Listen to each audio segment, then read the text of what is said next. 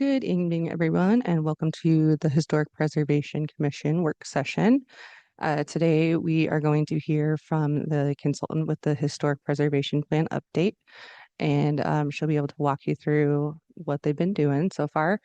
You will also see some pieces of paper on the dais, and I put together some motion information to help out our new folks, hopefully.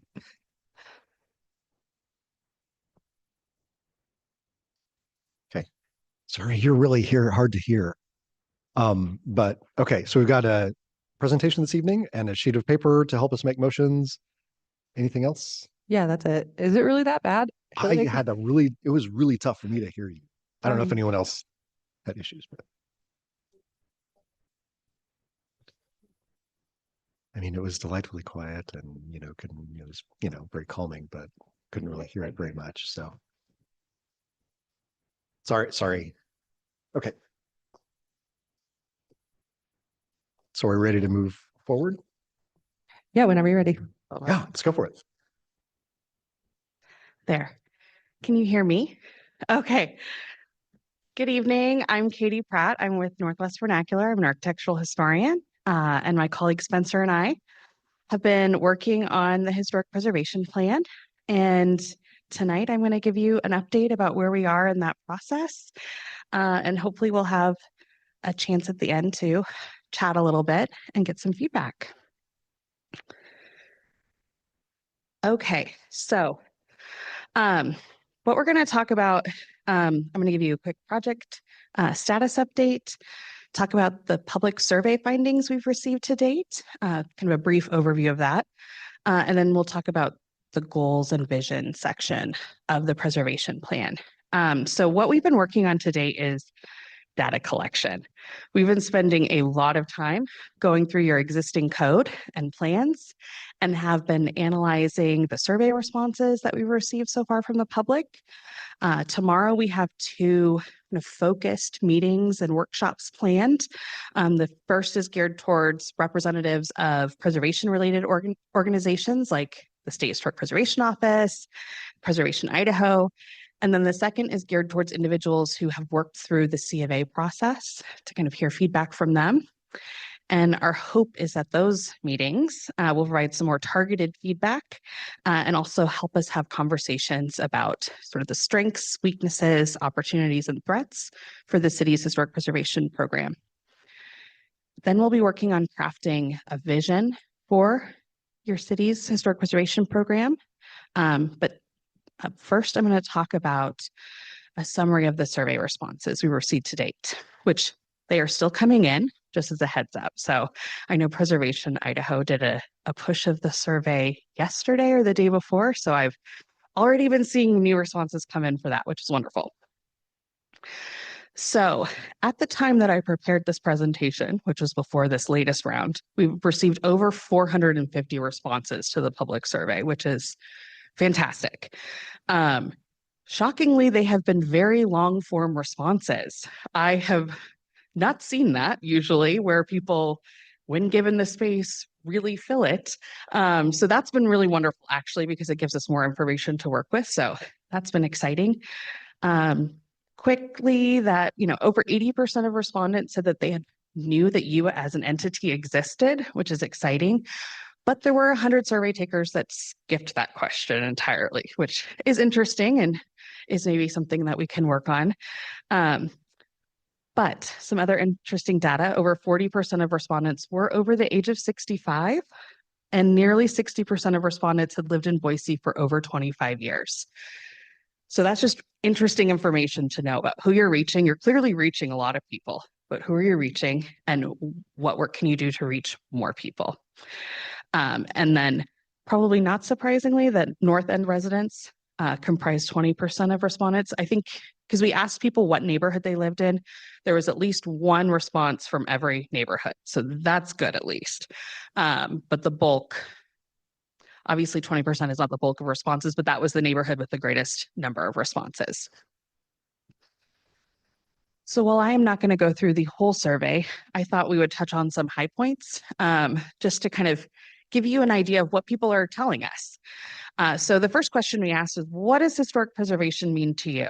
And there are folks that talked about the importance of laws and regulations, which is good since you guys are sort of the regulatory arm, right? It was also wonderful to hear that people mentioned that historic preservation isn't just about buildings, but also stories and memories and how they tie to place. Some interesting quotes from folks are that historic preservation is about the care and protection of items from our past. It means preserving places or buildings that keep Boiseans connected to our past and honoring the past and making sure we pass knowledge on to future generations. So this is just a sampling of the responses. A lot of people had very thoughtful responses, which is really wonderful to read. One of the questions was, have they ever connected with the city or the Historic Preservation Commission about historic property? 70% had not connected with the city or the HPC about historic property. But those that had were either seeking historic data on a property or they were trying to navigate the CMA process. And I thought that was just a really interesting intersection and sort of represents some of the maybe struggles you guys have in that people see you as a collector of information. And are you able to provide that information, or is that your role? But that you are also regulatory. People have to navigate design review. So I think that was the variety in those responses indicated that that's can be a struggle. With the certificate of appropriateness process, we had a section of the survey where if you'd experienced that, you kind of got sent over to those questions. So less than 10% of respondents had participated in that.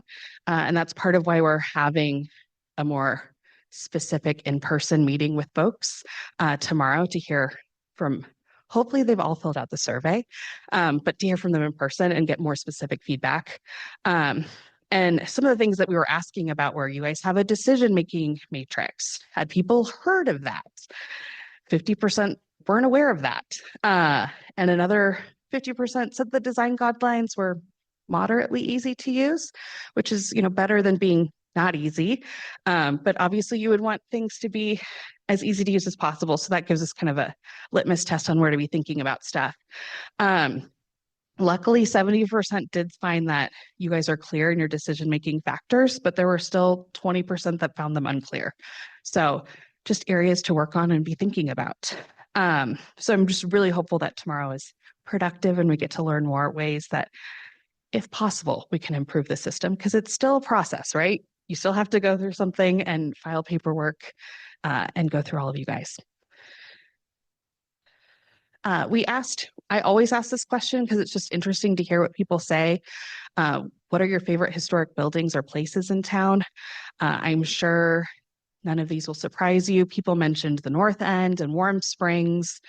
They had specific buildings like the Depot, the Basque Block, the Union Theater, or the Union Building and Egyptian Theater, Fort Boise. They did mention areas of concern. People generally talked about how they're concerned about older homes, protection of open space and agricultural land, pressure from developers to increase density or replace historic buildings. And so they mentioned some specific kind of neighborhoods. Some people talked about mid-century residential areas being a concern, and then wanting to focus on other areas of the city as well. One of the questions we asked was, what historic resources should the city of Boise be working to preserve, reuse, or better take care of? This was an open-ended response and we received a variety of answers. A lot of folks mentioned city-owned property should be a priority. They mentioned the library, cabin, different parks. People did express concern about the North End. Not surprising given the number of folks from the North End that participated in the survey, but multiple people said that they were concerned about other neighborhoods and wanted those to be considered as well. Trees were mentioned by several folks, which I thought was interesting and also great. And some people even talked about like street furniture. like sandstone curbs and hitching posts and some of those elements that speak to time period that has passed. So that was interesting to hear those responses. One of the questions we asked was, how do you think that historic preservation can be part of meeting city goals, such as affordability and sustainability? A few people said very clearly that historic preservation is often set as in opposition to affordability and sustainability. One commenter stated, those are unrelated topics, and another said they are in direct conflict. So I thought that was interesting because that's something I believe, and I think a lot of historic preservationists believe, and I hope you do all as well, that preservation is inherently sustainable, and it can be a part of the affordability issue with housing. Several people talked about concerns about maintaining and rehabilitating historic properties, with one person even saying that preservation is a luxury. People wanted to know about, are there incentives? Are there resources to be able to preserve or restore my property? And is there assistance for historic building owners? So that was interesting to learn. We had an open-ended question at the end of like, anything we missed that you want to share? Usually people say no, and you get a few responses. We had 178 people that responded to that. And there was some interesting feedback. A few people noted that there was a disconnect between you guys and City Council, and they expressed that being a concern. There were concerns about affordability of maintenance. And then a few people talked about modifications to improve accessibility and how that works with historic preservation. Some people talked about wanting to age in place and how does that work if they live in a historic home, which I think those are all really interesting questions and things to be considering as we work to put together goals and strategies for your program moving forward. So with this big dump of data that we have gone through, which is your city code, previous plans, survey work, and then starting to cull through all of the survey responses that we've received, we have this chapter in the preservation plan that's really kind of the state of historic preservation in Boise, where we kind of review all of that. And in doing that, we've started to identify kind of themes or buckets for goals and strategies where we see recurring themes and patterns. How could we address those recommendations that we've come up with as professionals, just based on our experience and best practices, suggestions from the public survey responses? So I thought I would start going through what we've identified to date, give you our thought process, kind of the issues that we've noticed, and that's why we're recommending this. And then from there, we can have further conversation if that sounds good. So based on our work to date, we've identified 4 overarching goal categories. The first one is city planning. That's city planning, but also just general administrative things, stewardship, incentives, and then public outreach and education. City planning, as I mentioned, refers to both planning decisions made related to historic preservation, as well as the administrative aspects of the program. And while you guys have dedicated staff, which is wonderful, historic preservation is naturally interdisciplinary. So it's thinking about how to create or strengthen connections between the historic preservation program staff and other city departments.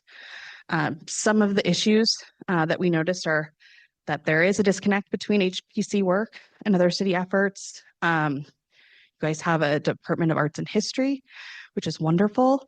And then HPC, and are there ways to connect those more? In other cities, those aren't separate necessarily. So some work that's happening in your arts and history program would happen in a historic preservation program, and doesn't necessarily mean that it's wrong, but is there a way to pool resources or think about things differently?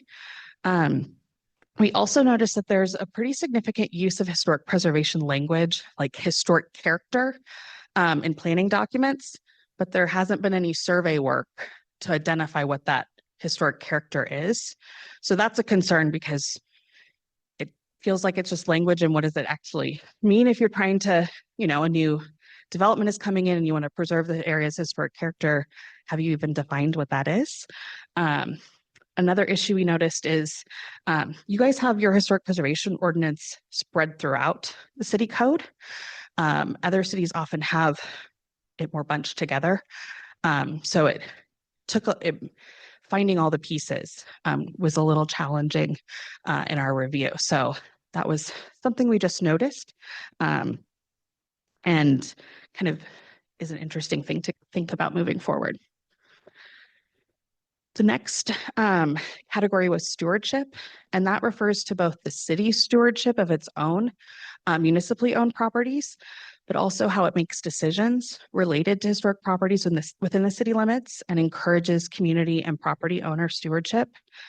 The community survey, we had people that were talking about, they wanted to highlight the city's properties that they owned and that they valued them and wanted that to be reflected in city decision-making. And we also were just wanting to encourage that, you know, when the city pursues best practices, that can demonstrate to the community that preservation is a priority and encourage private property owners to follow that lead. So some of the things that we're looking at are your demolition review processes. What does that look like? Considering proactive historic designations. Historic preservation is often reactive, like there's something that people are concerned about, and then you rally together and get something designated. And there is a place for that, of course. But thinking, are there areas where you could be more proactive or encouraging folks to be proactive? We also talked about the need for survey work and thinking about ways to fund that survey work. What does that look like? And then also addressing issues of adaptive reuse and compatible infill. That was something that did come up in the survey. A lot, people concerned about what that looks like. Incentives. This refers to the variety of programs that can be available to historic properties to assist with their preservation and adaptive reuse. So there's the federal historic investment tax credit, there's grant programs, building code leniency and accommodations, and these can be really valuable. People don't always know that they exist or how to leverage them or stack them together. And so wanting to promote the existing incentives, understand the barriers that exist to folks using those incentives if they're not using them, and then to consider, is there room for new incentives, either locally or advocating at the state level. So thinking about broader ways to get people to be able to preserve their historic properties. And then the last kind of theme that we've identified is about public outreach and education. And this is thinking about how the program on its own and in collaboration with community engagement, the Department of Arts and History, and other city departments informs the public about historic preservation, protects historic resources, and encourages the enjoyment of the city's unique heritage as reflected within the built environment. So that's thinking about how do we broaden and diversify the folks that you're reaching. I think the survey has helped us see where you're really reaching folks, and then how can we be more targeted in connecting with different audiences? How can you collaborate with arts and history? Because this concept, historic preservation, is under the big umbrella of public history. It's how people engage with our history through the historic built environment, and that's connected with a lot of work that the Department of Arts and History already does. So with that, and this is something I met with staff earlier and we talked about this, the idea of what kind of involvement do you guys want in this visioning stage? Is it a few of you want to be part of a subcommittee that meets with me or has conversations with me? Do you want to review text? Like kind of hearing what what kind of feedback you want to offer and what investment you want into this process, because we're putting together things, but we still need feedback on what works. If you guys have interesting ideas and ways that we can pull this together in a way that's really useful, like for you guys as commissioners, whether you've been on for a while or you're new, like what's working, what could be better, what resources do you need? to be great in this volunteer role? Do you have any general or specific concerns? So we can talk about some of that tonight if you want, or if we want to put together a subcommittee to meet with me separately, we can do that as well.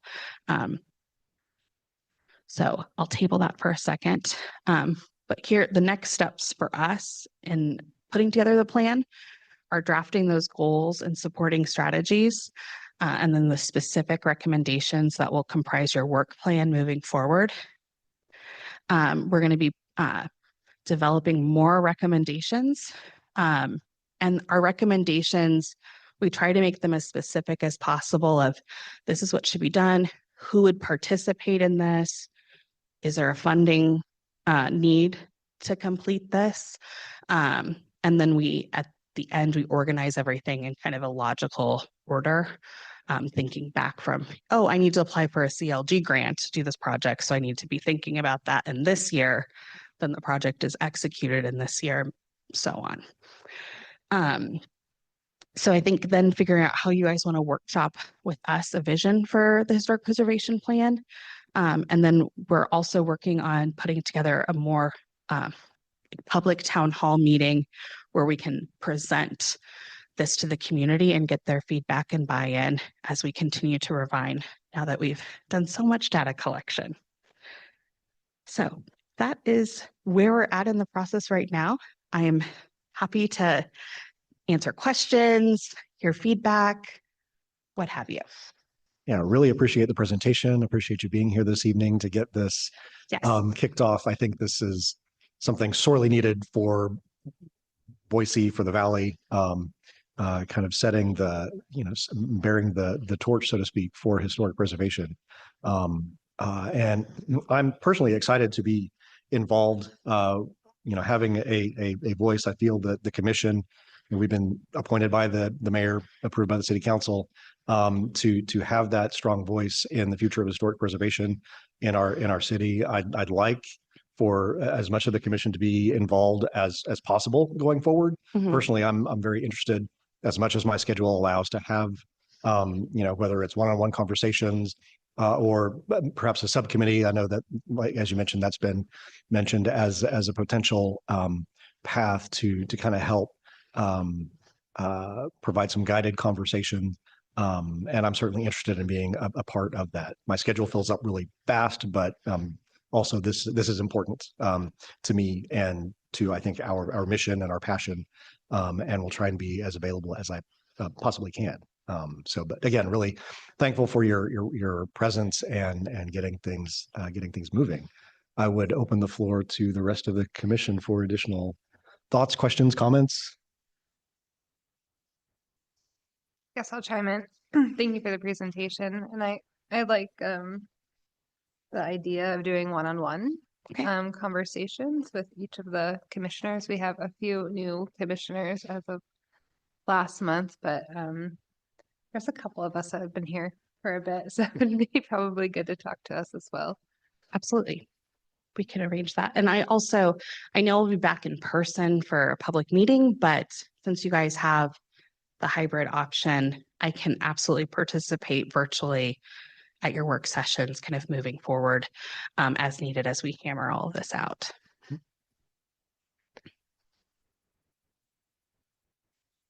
I had just a couple of items. Thank you for Yeah. presenting to us.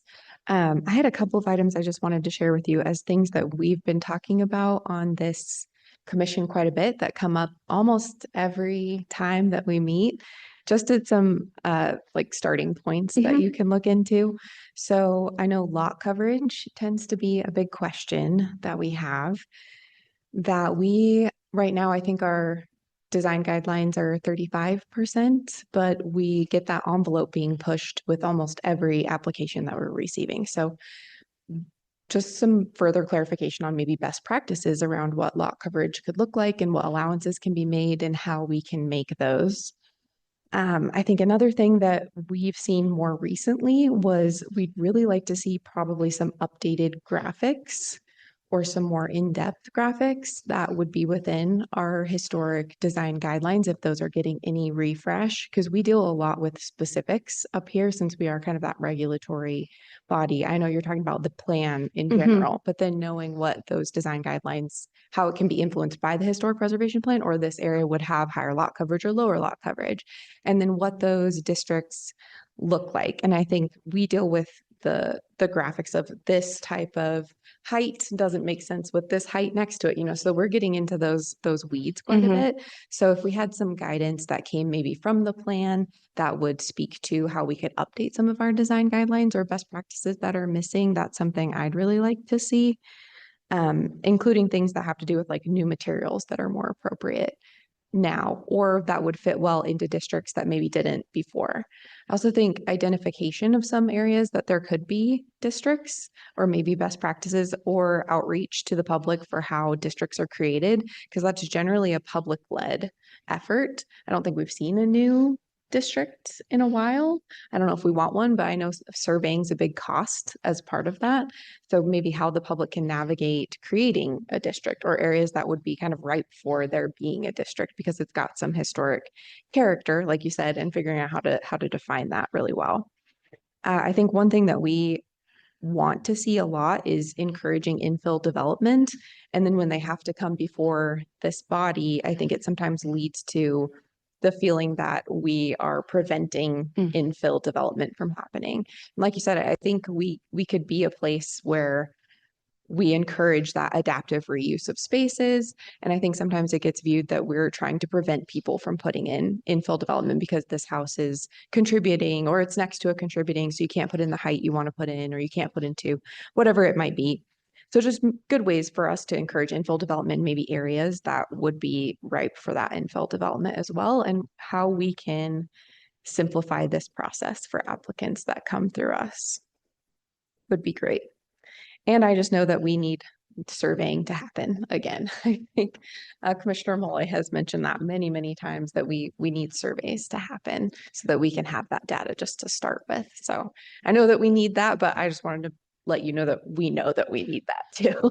Of course. And survey work is something that's across the board a recommendation. Usually it costs money, it's time. And staff and I were meeting earlier and we were discussing different ways to have survey work happen with a variety of funding options to be thinking about that. So that's something that we're mindful of. And it is very easy to put a bunch of recommendations down on a page and then not consider that they all cost money and the money has to come from somewhere and you have to prioritize your funding and your time. So that's really helpful to hear that these are priorities for you guys and for us to be considerate of that as we craft our recommendations. Thank you. Can you give me a sense of have you established any kind of timeline for your work? Like we're anticipating having things complete by, I don't know. when? Yes. So remembering off the top of my head, we have, because it's a certified local government grant, there's a kind of firm end date of completion in September. So we will have a draft. We've been working through pieces of all the data, kind of getting that right, making sure that we're referring to the city code in the way that works for the planners and making, getting all those pieces sorted. But so we will have a draft in the end of June. And then Did you say June? June, end of June. Wow. Yes. Okay. So the document is very large when you're working with a historic preservation plan. A lot of it is the data collection. And so those chapters have been crafted and we're working through those. And now we're in the recommendation stage. Like, okay, now we've read this, we've got all these recommendations. We're creating additional recommendations based on feedback from the public, from staff, what we hear from you, the meetings tomorrow, continuing to refine. But then there'll be a nice bulky draft at the end of June that we'll be presenting, talking through, and continuing to refine throughout the summer. I guess I'll chime in here again.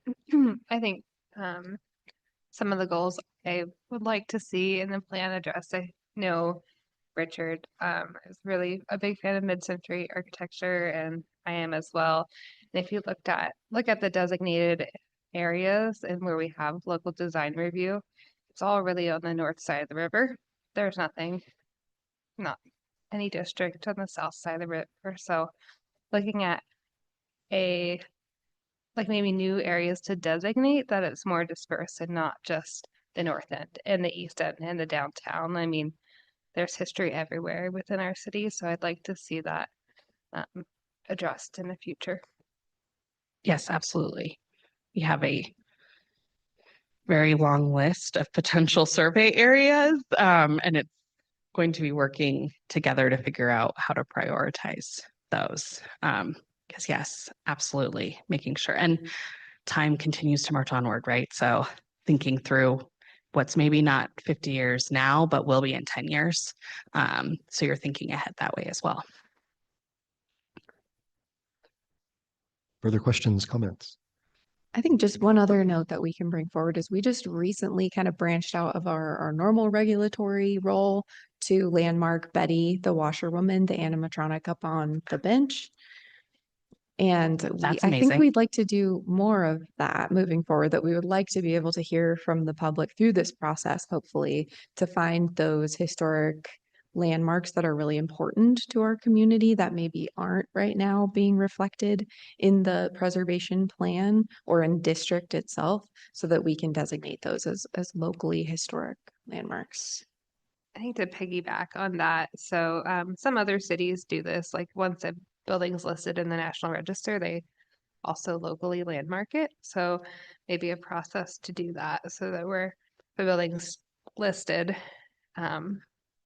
there's a process to at least bring it forward to the commission to designate so that we're more aware. We don't really participate in the National Register process like we're supposed to as a commission. We're supposed to review all You're not nominations. reviewing. Yeah. And we're not doing that.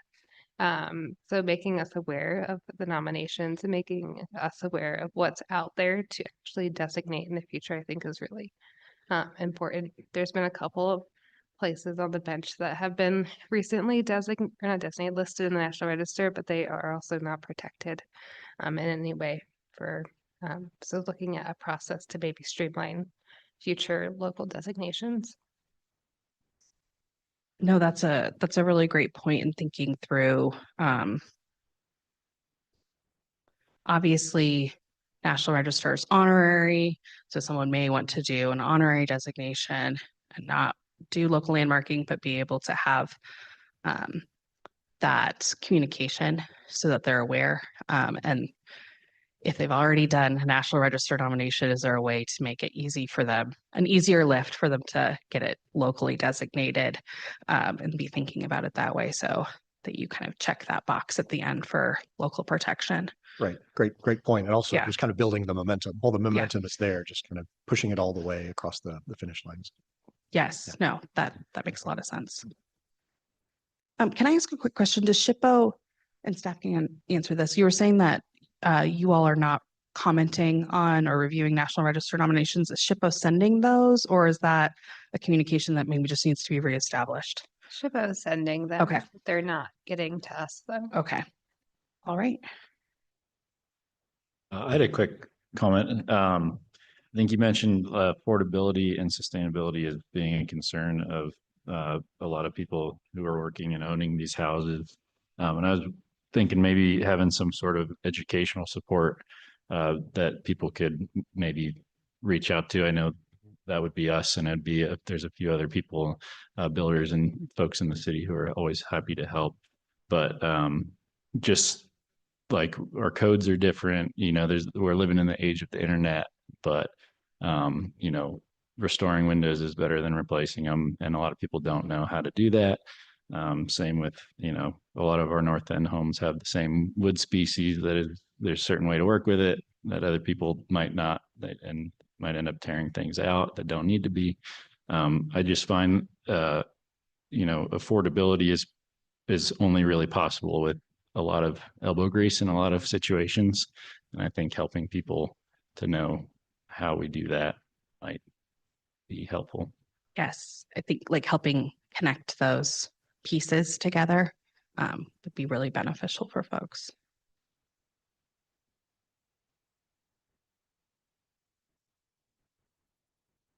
Any other comments or feedback? Further questions, comments, anything else you need from us right now? I think it's just figuring out, and I think staff can reach out to you guys how, if you want, I'm hearing that one-on-one conversations would be appreciated, so I can send out individual communications to you about setting up a time for us to individually Zoom.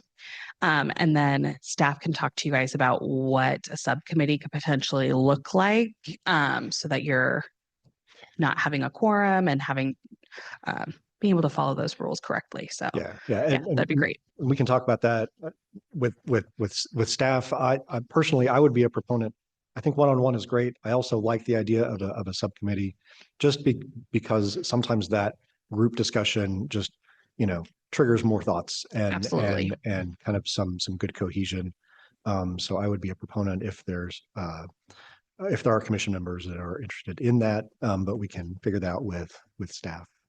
Yeah, So, absolutely. I'm always happy to talk historic preservation and visioning and getting at something that makes sense for you guys. So having a collaborative process for that would be wonderful for folks that are interested in participating in that.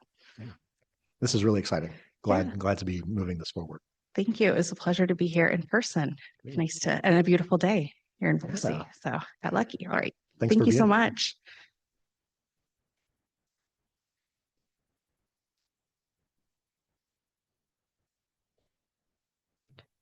All right, so I will reach out to you all about potential one-on-ones and then subcommittee information moving forward. And then we can also do agenda review real quick. Great, so we're ready for that.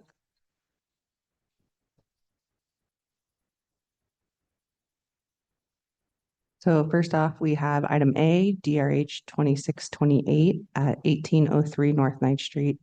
This is for revised findings for certificate of appropriateness to demolish a non-contributing structure and construct 2 new single-family detached homes on property in an R1C HDO zone.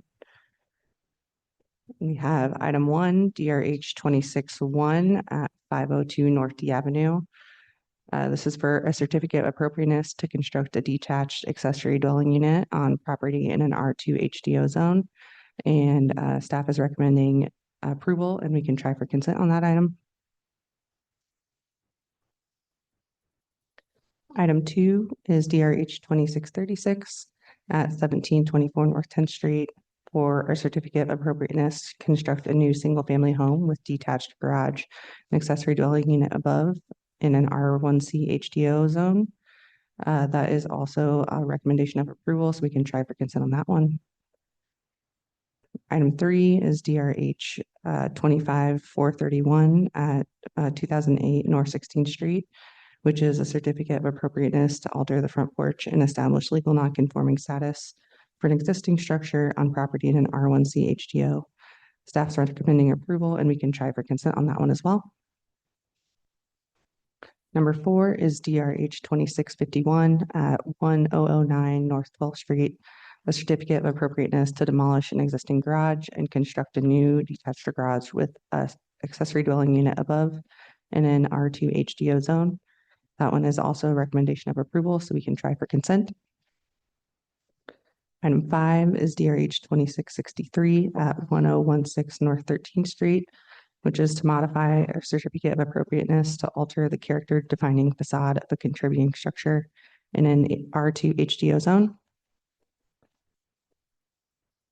Staff is recommending denial on this item, and so we'll have to hear that one. Item 6 is DRH 2669 at 709 North 6th Street, which is to reclassify a contributing garage on property in an MX1 NCO HDO zone. Staff is recommending approval on that one, but usually there's a preference to hear reclassifications. Item 7 is DRH 2646 at 1512 North 6th Street, which is a certificate of appropriateness to demolish an existing non-contributing single-family home, remove 3 trees, and construct a new single-family home and detached garage with accessory dwelling unit above on property in a R1C HDO zone. Staff is recommending denial, so we will have to hear that one.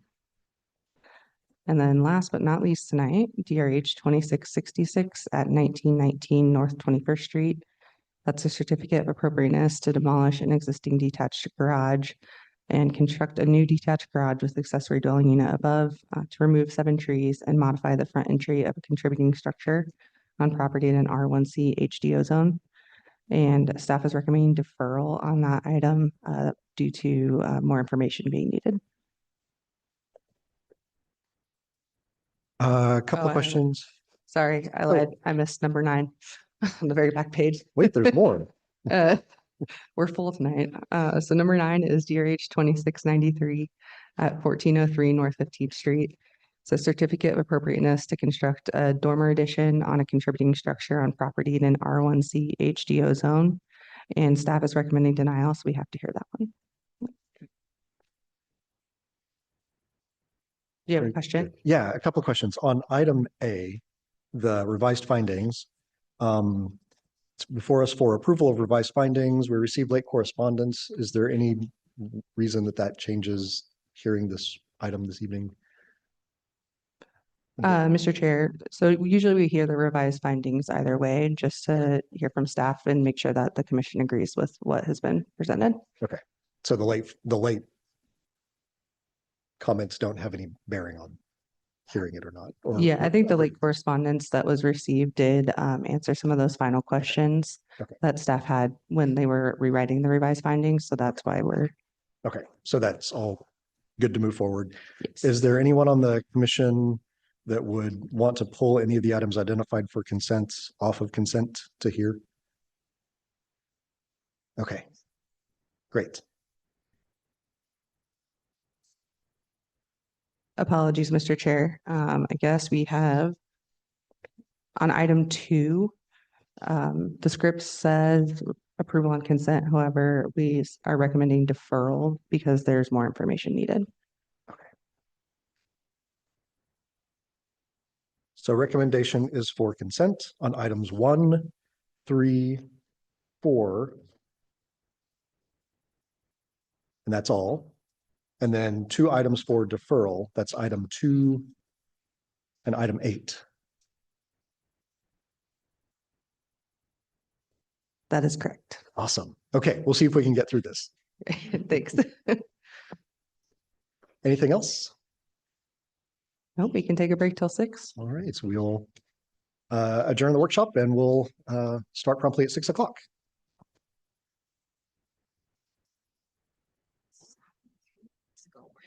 Good evening and welcome to the Boise City Historic Preservation Commission public hearing. A few things to start out with for tonight's proceedings. Everyone from the public entering the hearing virtually has been automatically muted and cannot speak. As the item you're here interested in comes up for discussion, you'll be called upon and unmuted. There's a chat function in Zoom, and this is not a part of the record and should only be used if technical difficulties arise. Our procedure for public hearings begins with a presentation from the planning team, then we'll go to the applicant and then the representative of the Registered Neighborhood Association, followed by questions from the commission. After that, we proceed to public testimony, starting with those who are in person, then those who signed up on the sheet in advance, and then anyone else who raises their hand virtually. If you are attending through your telephone, you can type in *9 to raise your hand. Each member of the public is allowed up to 3 minutes for testimony. We are strict with this time as it is limited in code. Finally, the applicant is allowed 5 minutes for rebuttal, after which the hearing will be closed and the commission will deliberate and render a decision. Mr. Chair, you have the floor. Thank you very much. We are citizen volunteers appointed by the mayor and approved by the city council. Any decision made tonight may be appealed to the city council, provided that the appeal is filed within 10 days of this hearing. In order to file an appeal, you must have given written or oral testimony at tonight's meeting. So that's why it's important to give your name and address when you testify tonight. We utilize a consent agenda. This means that if the applicant agrees with the staff report and if there is no public opposition, the item will be placed on the consent agenda. All items that are placed on the consent agenda are approved with one motion without further public comment. For items not on the consent agenda, we will hold a full public hearing in the order just detailed a few minutes ago with staff, applicant, neighborhood association, and then the public testimony. Thank you again for attending tonight. Will the clerk please call the roll? Malloy. Here. Otter. Present. Parks, Here. Owens. Here. Moore. Moody, Here. Doherty. Here. Vett, Here. 7 present, 1 absent. Great, thank you. Next up on the agenda is approval of minutes. We have the Historic Preservation Commission work session minutes and the Historic Preservation Commission meeting minutes from March 30th, 2026. Are there any additions or corrections? If not, I would entertain a motion to approve the minutes. Mr. Chair, I move to approve the Historic Preservation Commission work session minutes for March 30th and the Historic Preservation Commission meeting minutes for March 30th. Thank you, Commissioner Malloy. Is there a second? I'll second. Thank you. Where am I? Sorry. Thank you, Commissioner Owens. Will the clerk please call the roll? Malloy, Aye. Otter, Abstain. Parks. Aye.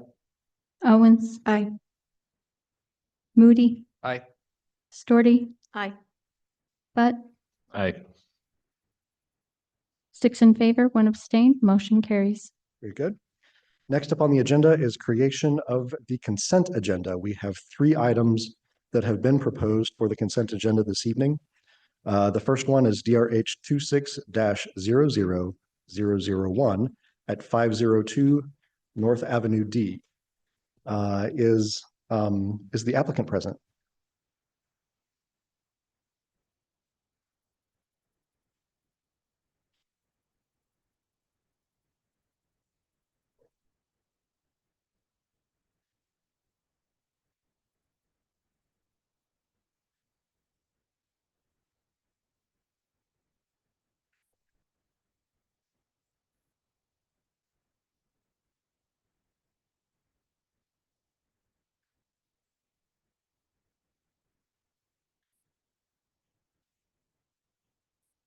Mr. Chair, it doesn't appear the applicant is here, but it does seem like they are okay with being on the consent agenda. So how does that work then? They, typically we would ask the question to confirm that they are in agreement with the staff recommendations and conditions. Mr. Chair, it appears that the applicant is okay with all the staff conditions and recommendation of approval, and so it can still go on the consent agenda if no one is here to testify in opposition. Okay, very good. We will proceed that way. Is there anyone present to testify in opposition to DRH 26-00001 at 502 North Avenue D? Right, seeing none, we will move that item to the consent agenda. Next item for the consent agenda is DRH 25-00431 at 2018 North 16th Street. Is the applicant present? Are you in agreement with the findings and condition of the staff report? Seeing that affirmative acknowledgement, is there anyone present wishing to testify in opposition to this application? Seeing none, we will move that item to the consent agenda. And our third item proposed for consent this evening is DRH 26-00051 at 1009 North 12th Street. Is the applicant present?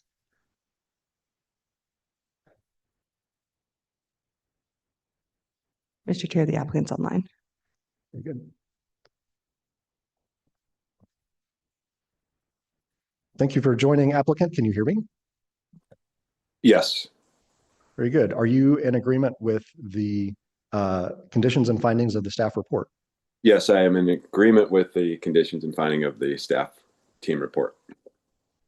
Very good. Thank you. Is there anyone present wishing to testify in opposition to this application? All right, seeing none, we will move item number 1, DRH 26-00001 at 502 North Avenue D. Item number 3, DRH 25-00431 at 2018 North 16th Street, and item number 4 at DRH 26-00051, 1009 North 12th Street to the consent agenda. Could I have a motion to approve the consent agenda? Mr. Chair, Commissioner Owens. I move that we approve all of the items that were just listed on the consent agenda. Thank you. Is there a second? I'll second. Thank you, Commissioner Malloy. Will the clerk please call the roll? Malloy, Aye. Otter, Aye. Parks, Aye. Owens, Aye. Moody, Aye. Story, Aye. But, Aye. all in favor, motion carries. Very good. We have two items that have been proposed for deferral this evening. Given the length of this evening's agenda, I'm going to move those two items up to this time so we can get those cleared out. If you so you don't have to hang around for the entire meeting if you are a part of those cases and wish to leave. First item proposed for deferral is item number 2, DRH 26-00036 at 1724 North 10th Street. This has been proposed for deferral to the May 18th. 2026 commission meeting. Is there anyone present wishing to testify on this case that cannot return on that May 18th date? No one present in person, no one online. Could I entertain a motion to move item number 2 to the May 18th commission? Mr. Chair, I move to defer DRH 26-00036 at 1724 North 10th Street to the May 18th, 2026 agenda. I'll second. Commissioner Malloy, thank you, Commissioner Owens. Will the clerk please call the roll? Malloy, Aye. Otter, Aye. Parks, Aye. Owens, Aye. Moody, Aye. Story, Aye. But, Aye. all in favor, motion carries. Right, next item proposed for deferral this evening is item number 8, DRH 26-00066 at 1919 North 21st Street, proposed for deferral to the May 18th, 2026 commission meeting. Is there anyone present wishing to testify who could not return on that May 18th date for this case? No hands present in person, no one online. I would entertain a motion to defer. Mr. Chair, I move to defer DRH 26-00066 at 1919 North 21st Street to the May 18th, 2026 agenda.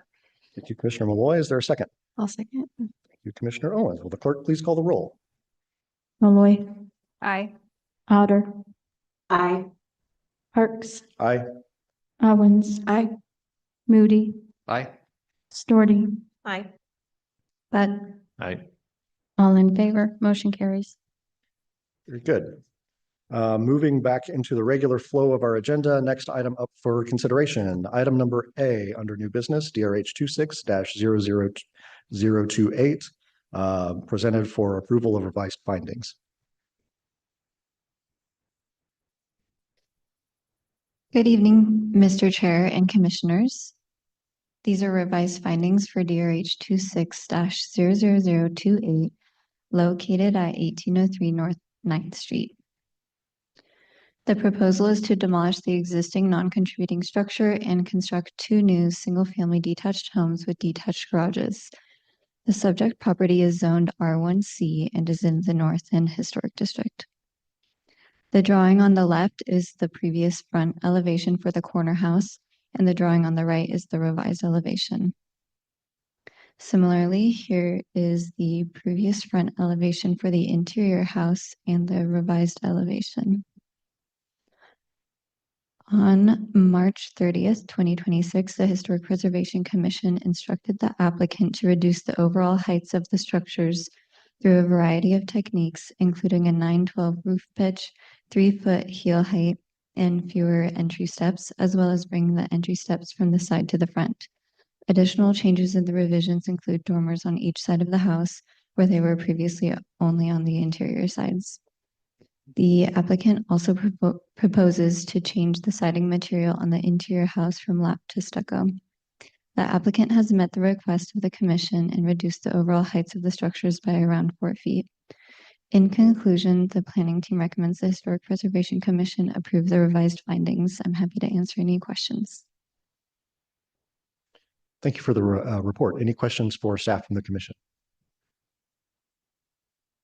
As a reminder, as presented as revised findings, this is not open for public hearing. Is there any further question or discussion from the commission? Otherwise, I would entertain a motion to approve. Mr. Chair, Commissioner Owens. I move that we approve DRH 26-00028 on, with all the terms and conditions of the staff report based on the revised analysis and findings. Good, thank you. Is there a second? I'll second. Thank you, Commissioner Malloy. Will the clerk please call the roll? Malloy, Aye. Otter, Aye. Parks. Aye. Owens. Aye. Moody, Aye. Stordey. Aye. But Aye. all in favor, motion carries. Very good. Next item up for hearing this evening. Looking through all of our consents and deferrals. Next item up for consideration this evening, item number 5, DRH 26-00063 at 1016 North 13th Street. We have the report from staff.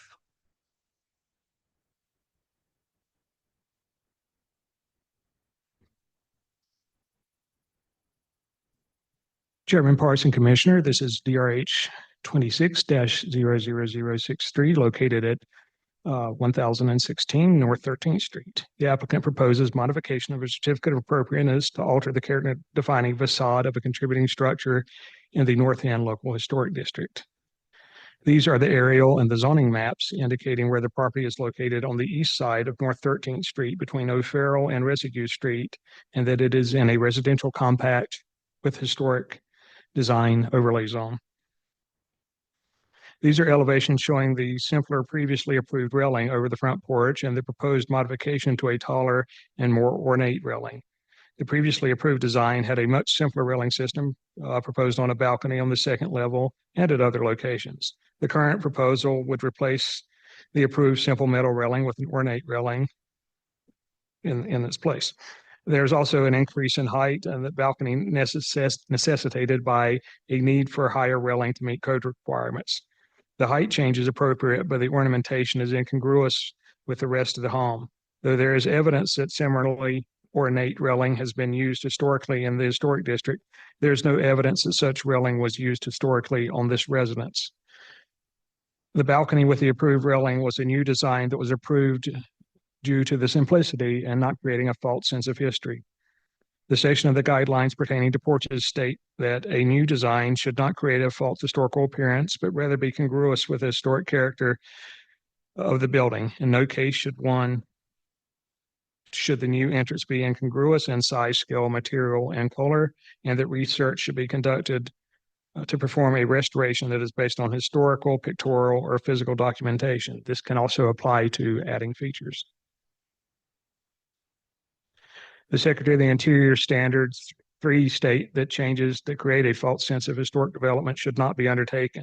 Since there is no documentation that the detailed railing proposed at the front porch and other locations was present on the property in the past, the addition of such a conjectured feature is creating a false sense of history. Sorry. Therefore, this proposed railing should not be allowed, and the applicant should revert to the previous height. Therefore,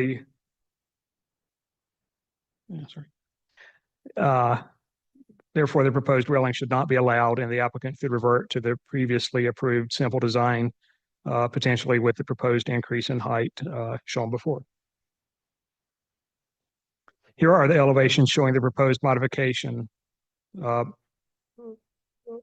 railing throughout the entire property on all elevations. As described in this presentation and in detail in the project report, this proposal does not meet the requirements of the design guidelines for residential historic districts with the Secretary of the Interior standards for historic preservation. Therefore, the planning team recommends the HPC deny DRH 26-00063, and I will stand for any questions from the commission. Thank you for the report. Any questions from the commission for staff?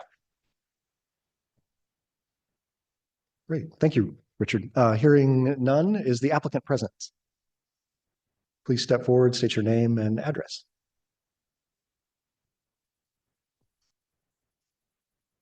I'm Rob Thornton, Rob Thornton Architecture, and it's 3065 North Mountain Road, Boise, Idaho. Thank you for coming this evening. Do you have any specific information or presentation for the commission? We do, and if it's okay with the commission, I would like to have my client Isaac Kimball join us. He had a report that he put together. Sure. And that was included in the application package. Very good. Welcome to come up, state your name, again, state your name and address.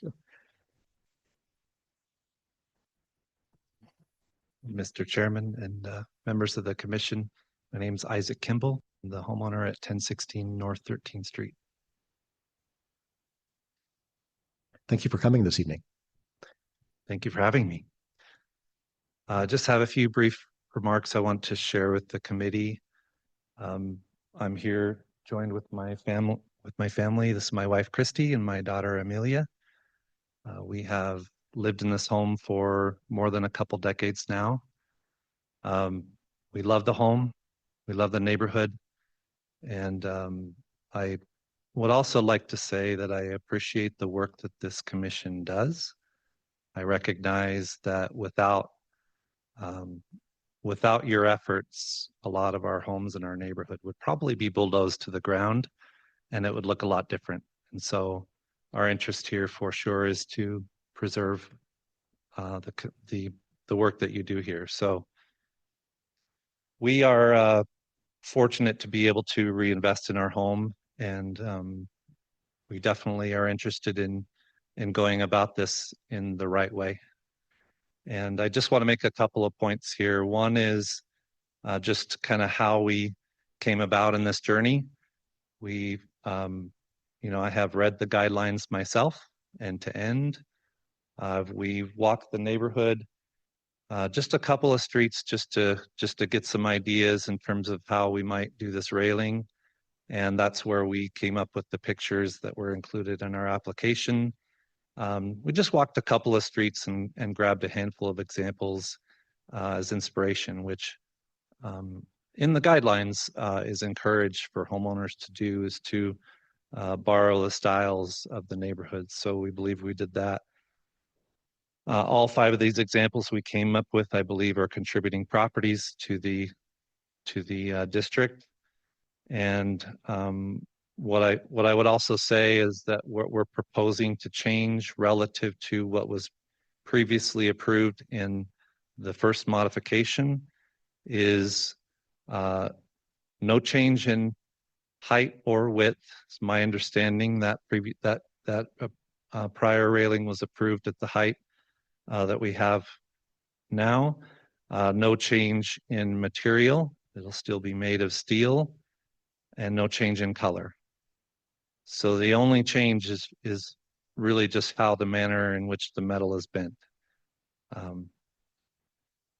We believe that this is congruous with the design of the home, and what I would share with you, and it's not quite so evident in the pictures in the application, just are a couple features of the home. So this is our front door, and I'd be happy to share this with the committee. I've got a few copies for you.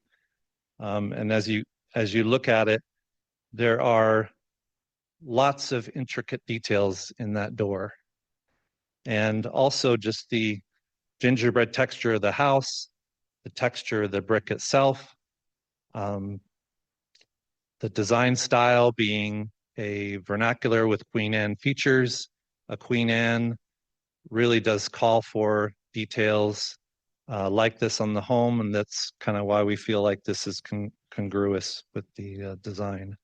I know that term is not necessarily black and white. I appreciate that there are different views on this, and the staff feels has one view on what congruous is here, and that's okay. Our view is that this is congruous based on the details. You have maybe a difficult job to do. Maybe that's why there are many of you decide these sorts of things. They're not black and white. So we look forward to how you feel about this. And what I would leave you with here is that a Queen Anne type style home might be said to have the front porch be the most important room in the house. It's sort of that transitional space between private life and community. That's certainly how we see it and how we use it.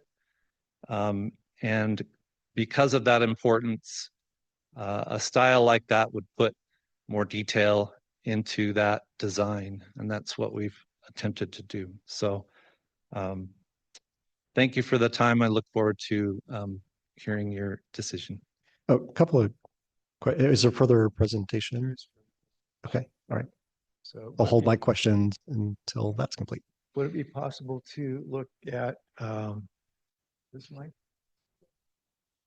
Okay. We actually don't need a laser pointer. We don't need a laser pointer. Would it be possible to look at? Oh, I see. The answer. Okay. There we go. Okay. Techno peasant, what can I say? So some of these examples, the first example shows a porch with a similarly ornamented rail to what the Kimballs are proposing. Excuse me, the Colucci Kimball family are proposing. And it is ornamented, it's black, and it would be very similar to something like this. Perhaps like this. This is a fence and gate. It's similar to, but it's not really, part of the home. But it does have that character. Another one, very similar kinds of detailing here in the neighborhood, and this has some of the forms that are very similar to what we're proposing. This is a simpler one, but the nature of the vertical pieces, you can see an ornament about midpoint up in the pickets that are very similar, again, to some of the elements in the proposed rail. Also, again, more of a very similar sort of approach.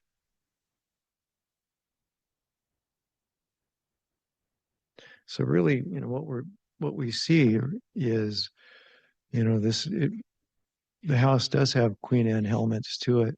It is not inappropriate to have some additional detailing to a home that's essentially behind the porch is very simple.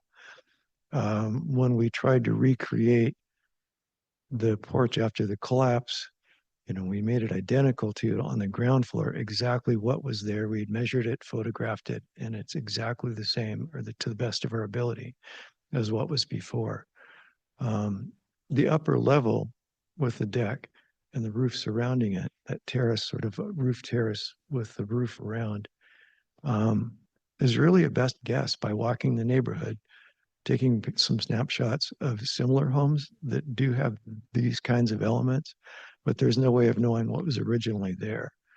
I suspect it may have rotted and fallen away 50 years ago, 40 years ago, before the lower part of the porch finally fell apart here in about a year ago. So we're trying to recreate and make it simpler than in some ways and different from the original homes, the original elements in the neighborhood. These kinds of rails, I don't think I've ever seen an original Houseman-esque rail like 19th century Parisian or maybe Buenos Aires architecture, those kinds of rails.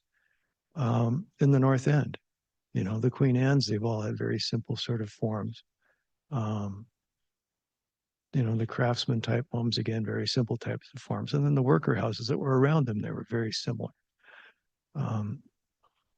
I don't feel that we're appropriating history and trying to make the house look like it's a historical home. That's, some villa in Paris would have had that kind of elements, but not here.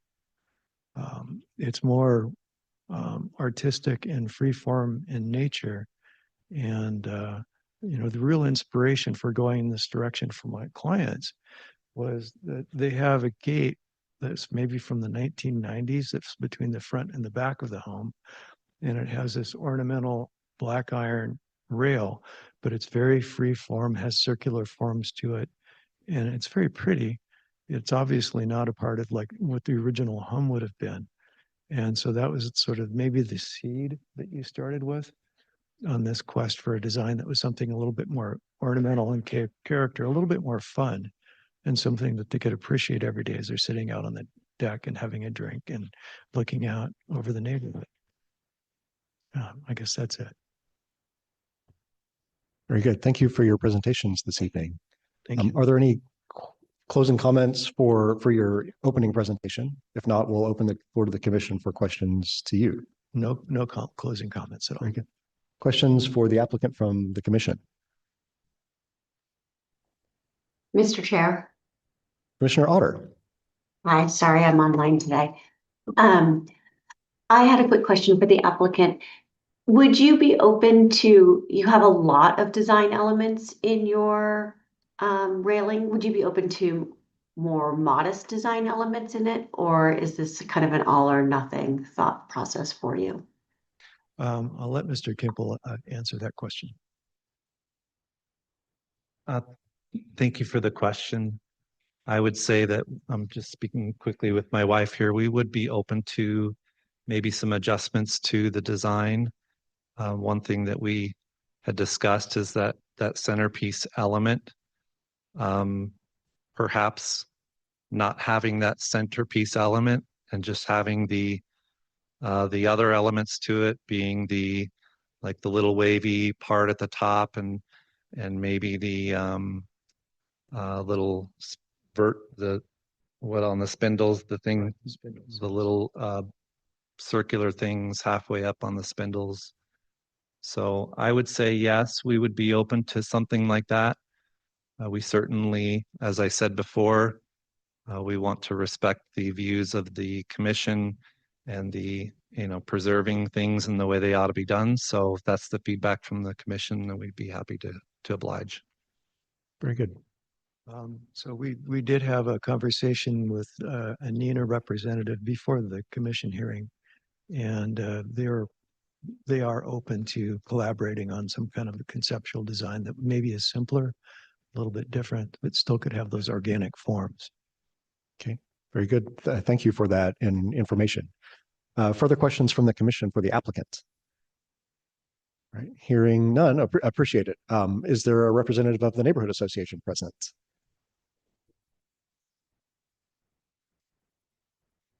Hi, Sandy Herman, 1404 North 7th Street. I'm back. Thank you to Suzanne for taking over for a couple of weeks. Well done. And hi to new members as well. Mr. Chair, we find the proposed railing a little bit busy, but we also feel this isn't a terribly permanent element and it could be changed out at some time in the future. We also want to note that there is a very beautiful door that goes out to that deck.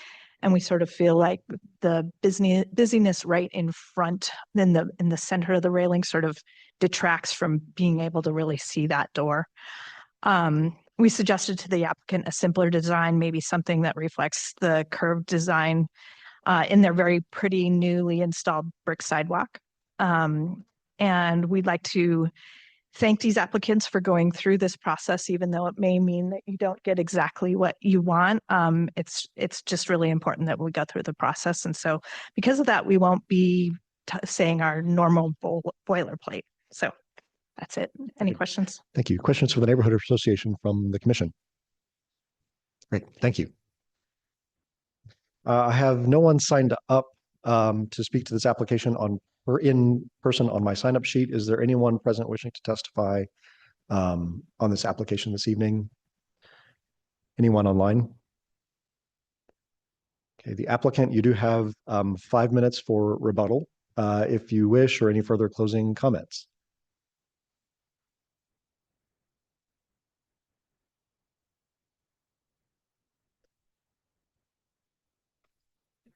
We have no closing comments. Thank you for your consideration today.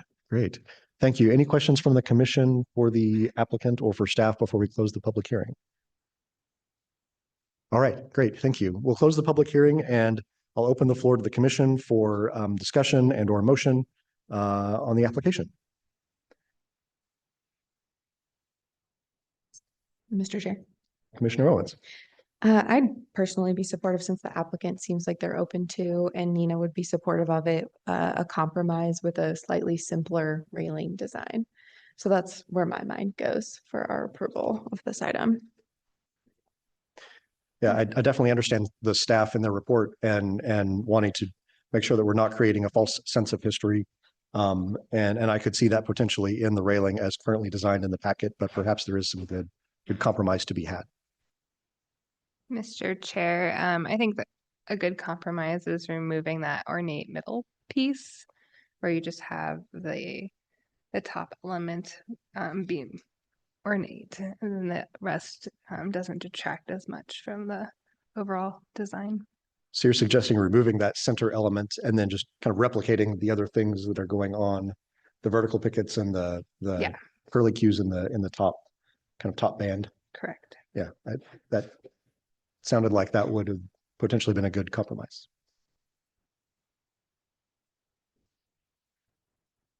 Mr. Chair, Commissioner Otter. I'd also be in favor of just simplifying this design. Okay, Mr. Chair. Oh, was there an additional, sorry, not to cut you off, but No, that's okay. Just to add to the conversation, the first thing that popped into my mind, we're using the word compromise here. Staff was talking about the ornate nature. The applicant says they're willing to consider a more subdued design, and we're really focusing on the centerpiece. So I'd like to just express my thoughts that I would support approval if that centerpiece was altered in the manner that Commissioner Malloy suggested.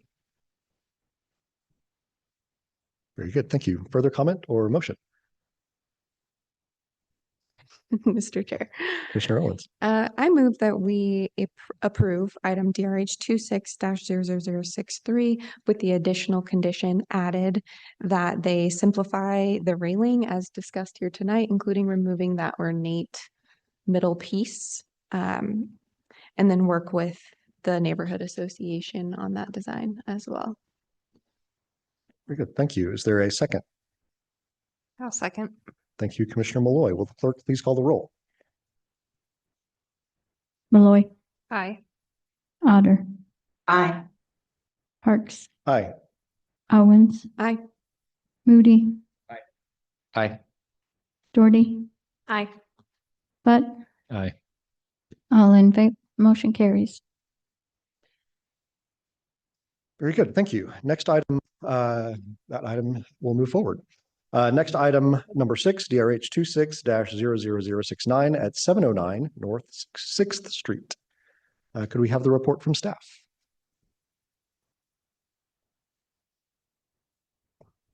Oops. Chairman Parks and Commissioners, this is DRH 26-00069 located at 706 North 6th Street. The applicant proposes reclassification of a contributing garage on a property to non-contributing in the North Hayes Street Local Historic District. These are the aerial and zoning maps indicating where the property is located on the west side of North 6th Street between Franklin and Hayes Street, and that it is in a mixed-use neighborhood with near north end character and historic design overlays. Here are the existing site plans showing the location of the current garage with the narrow end facing 6th Street. The Sanborn maps indicate the presence of a different accessory structure, roughly located 90 degrees to what is currently present in the 1912 to 1949 map. And the 1912 map, republished in 1956, shows no accessory structure associated with the residence. Sanborn maps were highly accurate depictions of what structures appeared on a property at the time of publication and revisions, as they were the basis for establishing fire insurance, thus necessitating the inclusion of all structures on a property. Since no accessory structure is shown in the 1956 republication map, this garage postdates that date of construction. The overall design of the garage is also of a far more simplified nature with narrower and simpler trim than the historic contributing residence. The period of significance for the Hayes Street Historic District is 1900s to 1940s. And as mentioned before, this structure that is present falls outside of that period of significance. One of the criteria established in the code for the reclassification of a historic resource is that there was an error in the original inventory. Staff has concluded that there was an error in the original inventory by this garage being called out as an associated building, which requires staff to consider it as a contributing structure unless determined non-contributing, as has been done with this application for staff's reckoning. These are photographs of the existing contributing residence. To the left and to the right is the garage that has been determined to be non-contributing by staff. As described in this presentation and in detail in the project report, the proposed reclassification of the garage only to non-contributing meets the findings for reclassification of historic resources. Therefore, the planning team recommends the Historic Preservation Commission approve DRH 26-00069, and I will stand for any questions from the commission. Great, thank you. Questions for staff from the commission? Seeing none. Thank you for that report, Richard. Is the applicant present?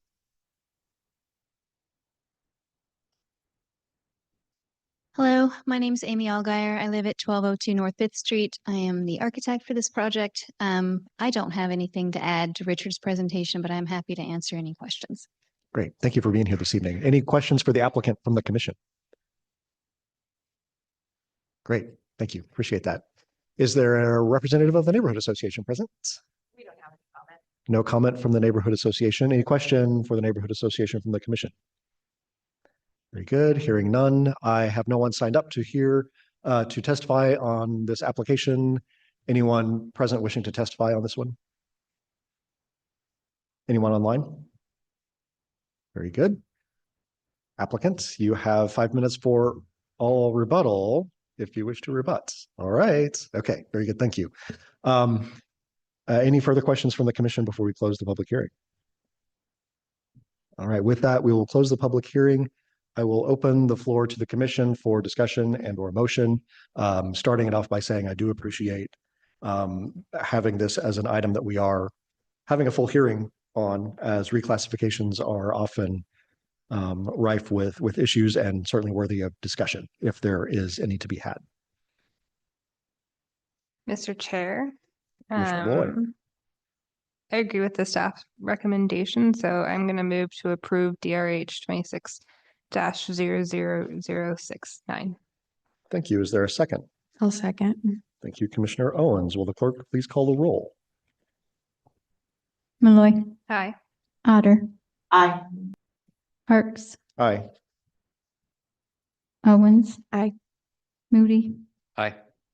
Storty, Aye. Butt. Aye. All in favor, motion carries. Very good. Moving on to our next item for consideration, item number 7, DRH 26-0046 at 1512 North 6th Street. Could we have the report from staff? Good evening, Mr. Chair and Commissioners. This is DRH 26-0046, located at 1512 North 6th Street. The proposal is to demolish an existing non-contributing single-family home, remove 3 trees, and construct a new single-family home and detached garage with accessory dwelling unit above. The subject property is zoned R1C and is in the North End Historic District. This is the existing site plan. This is the proposed site plan. The existing garage ADU will be retained on the northern lot. This application includes a new house and garage ADU proposed on the southern lot. The new structures meet required setbacks and the lot coverage is 35%. These are the elevations for the primary structure. The peak height is 24 feet and 11 inches. These are the elevations for the garage. This is a photo of the existing non-contributing house and the existing accessory structure, which will be retained on the future northern lot. These are photos of the adjacent structures. The subject property sits between a single-story and a 2-story. The figures depicted on the left from the guidelines illustrate appropriate versus inappropriate roof forms compared to the front elevation in this application. As detailed in the project report and summarized in the guidelines on the screen, the proposed roof form is not appropriate in the historic districts. Therefore, the proposal is not consistent with the applicable plans and guidelines and does not meet the findings for approval. In conclusion, the planning team recommends the Historic Preservation Commission deny the application. In order to gain approval, the applicant can submit plans with roof form that is appropriate for the historic district. I'm happy to answer any questions. Great, thank you very much. Questions for staff from the commission? Mr. Chair. Commissioner Owens. Thank you for your presentation. I just wanted to check, was feedback given to the applicant that the roof forms were incongruous in the district? Yes, and the applicant chose to proceed. Thank you. Good. Further questions from the commission? Great, thank you for that report. Is the applicant present?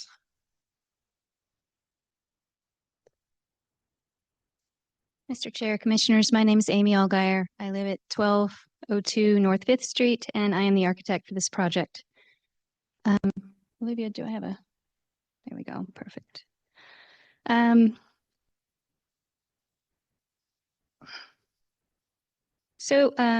As Olivia explained, my clients are proposing to remove the existing non-contributing home that they've lived in for 17 years, subdivide the lot, and create 2 new lots, keeping the existing garage and ADU on the north lot. Their plan is to live in the ADU while they develop and build on the south lot. Once that home is complete, they will sell that and then build a new single-family home for themselves on the north lot. My client, the homeowner, is a licensed general contractor. He's completed a lot of projects within historic districts, so this is a realistic project within his wheelhouse. So the first paragraph of the historic guidelines for new construction says that it is preferable to design congruous, contemporary structures rather than duplicate or mimic the design of historic buildings. And step 1 of the overall strategy for sustainable new construction is to understand the historic neighborhood character. So we're going to start with the character of this particular block. First off, the lots are all smaller than average. Excluding the subject property, only one of the lots on the block would have been considered a standard lot under the old zoning code. 6 of the 8 remaining lots are just 0.12 acres or less. Second, this is a very dense block. Lot coverage ranges from 25.3% to 46.3%. Only 2 lots actually meet the 35% lot coverage limit. The rest are over. Third, the majority of these houses are non-contributing. There's only 2 houses on this block that are contributing. Some other notable features on this block: 2 properties are triplexes. 1 property is over 1/3 of an acre, and it provides a large open space along the block face, which is unusual.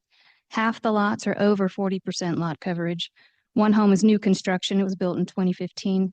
And as I mentioned, only 25% of the homes are contributing. So on a typical block in a historic district, you'd expect closer to 50 or 75% of those homes to be contributing.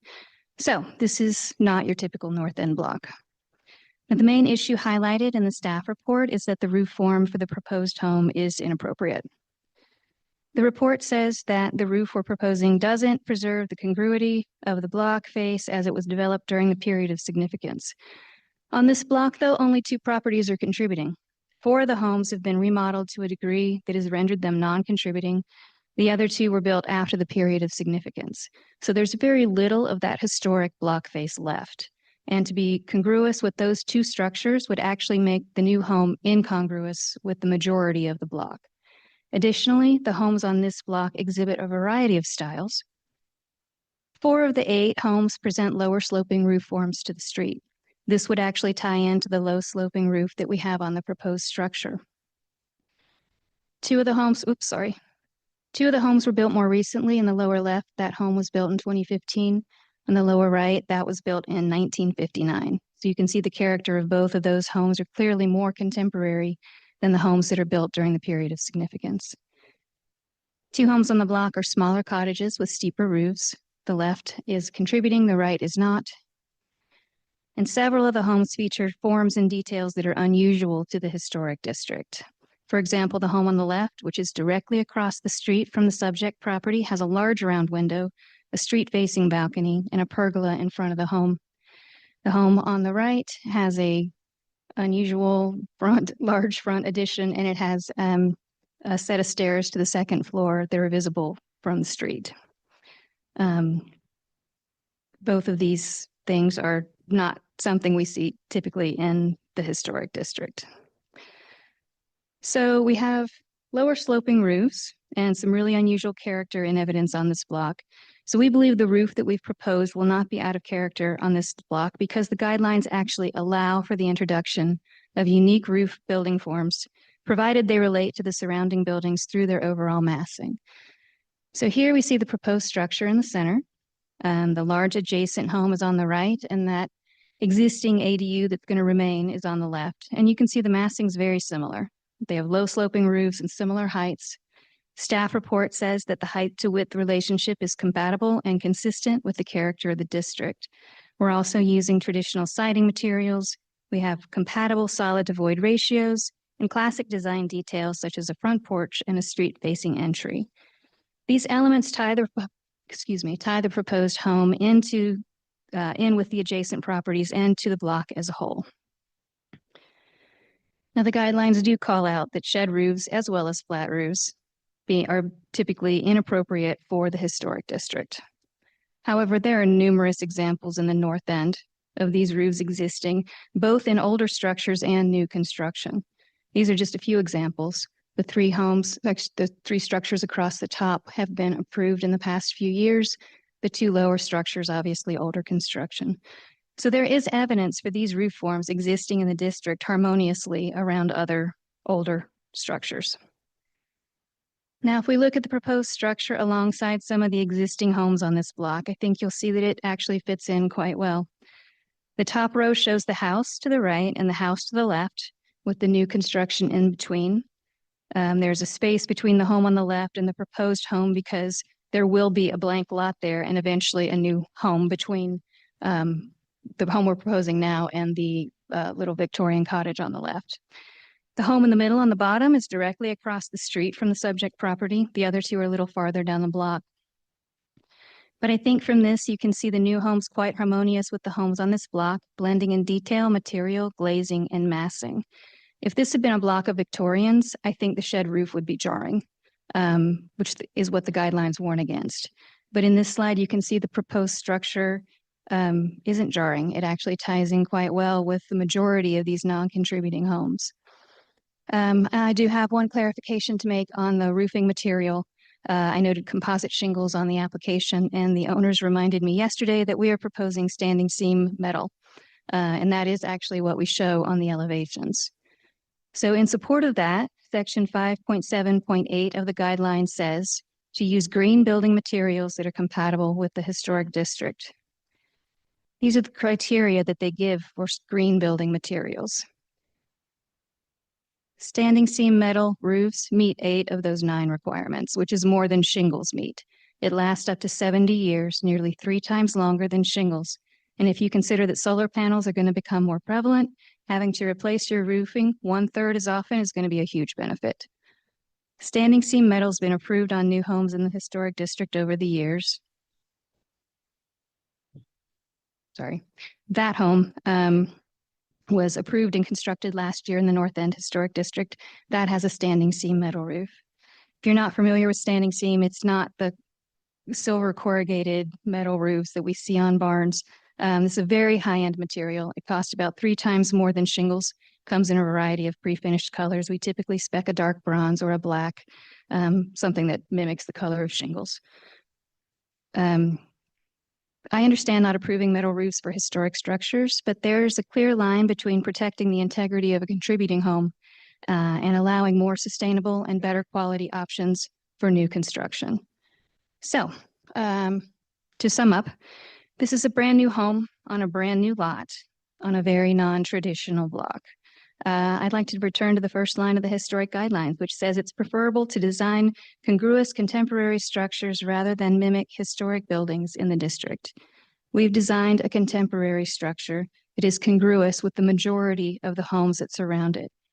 With this project, we're able to provide an additional dwelling and an ADU in an established neighborhood already served by utilities and services. This will provide both a single-family home and potentially a rental, helping to meet the need for more housing in the downtown core. It'll also allow the residents to downsize and remain in the neighborhood that they've called home for 17 years. And with that, I will stand for questions. Thank good you. timing. Well, I mean, the chime is chiming. Thank you for your presentation. A question for you. Can you clarify which finish for the standing seam roof you would propose for this project? We haven't chosen colors for the house, but it would be a dark finish. It would be bronze, black, dark gray, something that's understated. Okay, very good. Thank you. I would open the floor to the commission for questions for the applicant. Mr. Chair. Commissioner, Owen. sorry. Oh, sorry. Yeah. You're fine. Thank you for your presentation. I just wanted to clarify, is the insistence on the shed roofing so that they can do the standing seam metal roof? No, actually, the standing seam, right now, the slope of the roof is 2 and 12. It's too shallow for shingles. So it would be either standing seam or single ply. Single ply is not attractive. They don't want that. Okay, thanks. Further questions for the applicant? All right, hearing none. Is the neighborhood association present?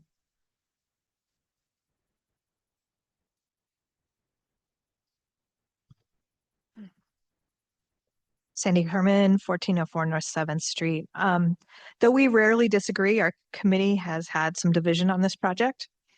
We appreciate that this project represents a lot more housing, and overall, we champion more density in the neighborhood. We also appreciate that the project meets all the guidelines we normally are most concerned about, including height, massing, and lot coverage. While we endorsed a similar design by this architect further north in the neighborhood, where mid-century modern homes abound, some of us don't like this style in the context of 6th Street. This part of the neighborhood has some of our oldest homes, including the one that's going to go away. Yes, there are more modern buildings that have filled through the years, but overall, the newer buildings, such as the home on the corner across the street, have traditional form. We recognize that the guidelines suggest new construction reflect the current style of architecture and to not attempt recreating history. This is a subjective statement that will ultimately be decided by the commission. It's obvious the clients would like something more in a more modern design, but some of us believe that this style can be achieved with a different style of a more traditional roof styling. And that, yes, may result in fewer usable square foot. We also would like to say that we would, as a committee, endorse the use of the roofing material. We've said in the past that we think that going to a more sustainable roofing like metal, it makes sense. Asphalt shingles aren't necessarily part of the true history of the North End. Most of the North End houses had shake shingles, cedar shake shingles. So asphalt shingles really didn't even apply. And we expect that there will be an effort to replace the many large trees that will be lost on this property. Nina would like to remind homeowners and contractors that materials listed within the accepted plans are part of an agreed upon contract with the city. It is important to adhere to the materials as listed, as they are part of the standards in a historic neighborhood. Changing materials without consulting the city could result in fines, delays, and mitigation at the contractor or homeowner's expense. We further want to remind homeowners to adhere to all regulations regarding worksite requirements put forth by the city. Rules about work hours, noise, parking, and worksite neatness help keep our neighborhood neighborly, and we recommend homeowners communicate with neighbors before particularly disruptive parts of the construction process. Any questions? Great. Thank you, Sandy. Any questions for the Neighborhood Association from the commission? Great. Thank you. I have no one signed up to testify on this application. Is there anyone present wishing to testify on this application? Seeing no one present. Anyone online? No one online. The applicants, you have 5 minutes for rebuttal. Mr. Commissioner, or Mr. Chair, Commissioners, thank you again. First, I want to thank Sandy and Suzanne and Kate for all the work they do. I have been there. I know it's a thankless job. I really appreciate their comments and them being here every single month. Easy comment, the trees, we absolutely will work with forestry to mitigate or bond, whichever is necessary to replace the caliper of the trees that we're losing. You know, it is a subjective decision, this roof form, and I would just point out again, we see those forms all throughout the historic district in both new construction and in old. I think the fact that this particular block, much like the block in the north part of the historic district that Nina did support, had no contributing structures. This has few. This is also, again, toward the edge of the historic district. That block was at the very edge. This is one block south of the edge. It is going to be up to you to decide, but I do think that this is the reason that the guidelines make the concession and says, you know, we can introduce unique roof forms, we can introduce unique building forms as long as the massing fits. And I think the diagrams that I presented do show that the massing does fit. Any other questions? Very good. Thank you. Any closing questions from the commission for the applicant or for staff? Great. Hearing none. Thank you. All right. With that, we will close the public hearing and I will open the floor to the commission for discussion. Mr. Chair, I think again, since we had this discussion earlier in our work session, the need for survey and resurvey is really important. And this is at the edge of the district where the other part is still within the district without contributing structures. So with survey, it's not only picking up new buildings that could be included, that could be now historic, but also removing areas that no longer retain enough integrity to convey their historical associations. And I think if we did resurvey in this area, we'd be trimming some of this area out of the designated historic district because it can no longer convey its historical associations. So I'll support this application. Very good. Thank you. Further question, comment, discussion, motion? Mr. Chair. Commissioner Owens. I would clarify that I have no problem with the stamped seam metal roofing and actually do agree that it's a more sustainable material and long lasting. I appreciate that. I do feel like it's subjective, but I think this area, every picture that we saw that's on this block was a gabled roof, except for one that I think was a hip roof. So even though they do have that low slope, and that's the reasoning for the shed roof, I would lean towards, I think it's more appropriate to have it be a gabled or hipped roof in this area to fit in its surrounding context. I know we look at each project individually, and I would just want this one to fit into the context that it's in. So I understand where staff is coming from, that this does not fit with its immediate surroundings with the hipped and gabled roofing. Great. Thank you. Further question, comment? I would just say in reading the staff report, I thought, well, obviously this doesn't fit. I think through the presentation, there are comments to be made or thoughts to be made that maybe it does. I'm not quite sure where I land at this moment in time, but I appreciate the kind of conceptually where that shape of roof is coming from and how it fits with this block that is a little bit chaotic in and of itself at the moment. So.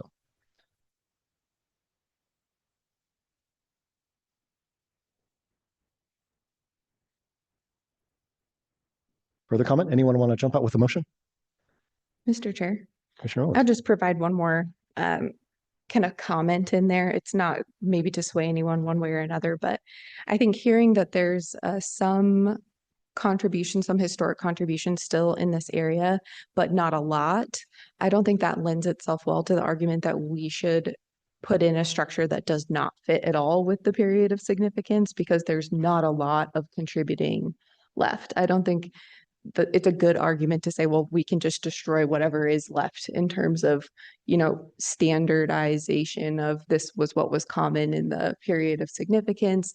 Since there's not a ton of those left, it's okay for us to put in a structure that doesn't fit well within its context. And I think there's arguments to be made on both sides on whether this fits well into this neighborhood or not. I'm leaning towards, I'd like to see a hipped or gabled roof here, just because it's forcing them into using a different roofing material because of the slope that they're choosing to put in.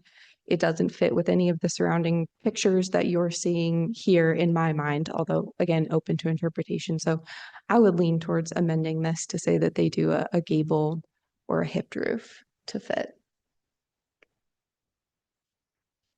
I will say I do appreciate the overall mass, as has been stated, the overall massing, lot coverage, height, all those things that, like was said, are often issues are not issues with this application. I do wonder if switching to a hip or gabled roof would change the overall volume of the house. I think one of the advantages of the shed roof that they're proposing is it's probably getting them the square footage that they are looking for.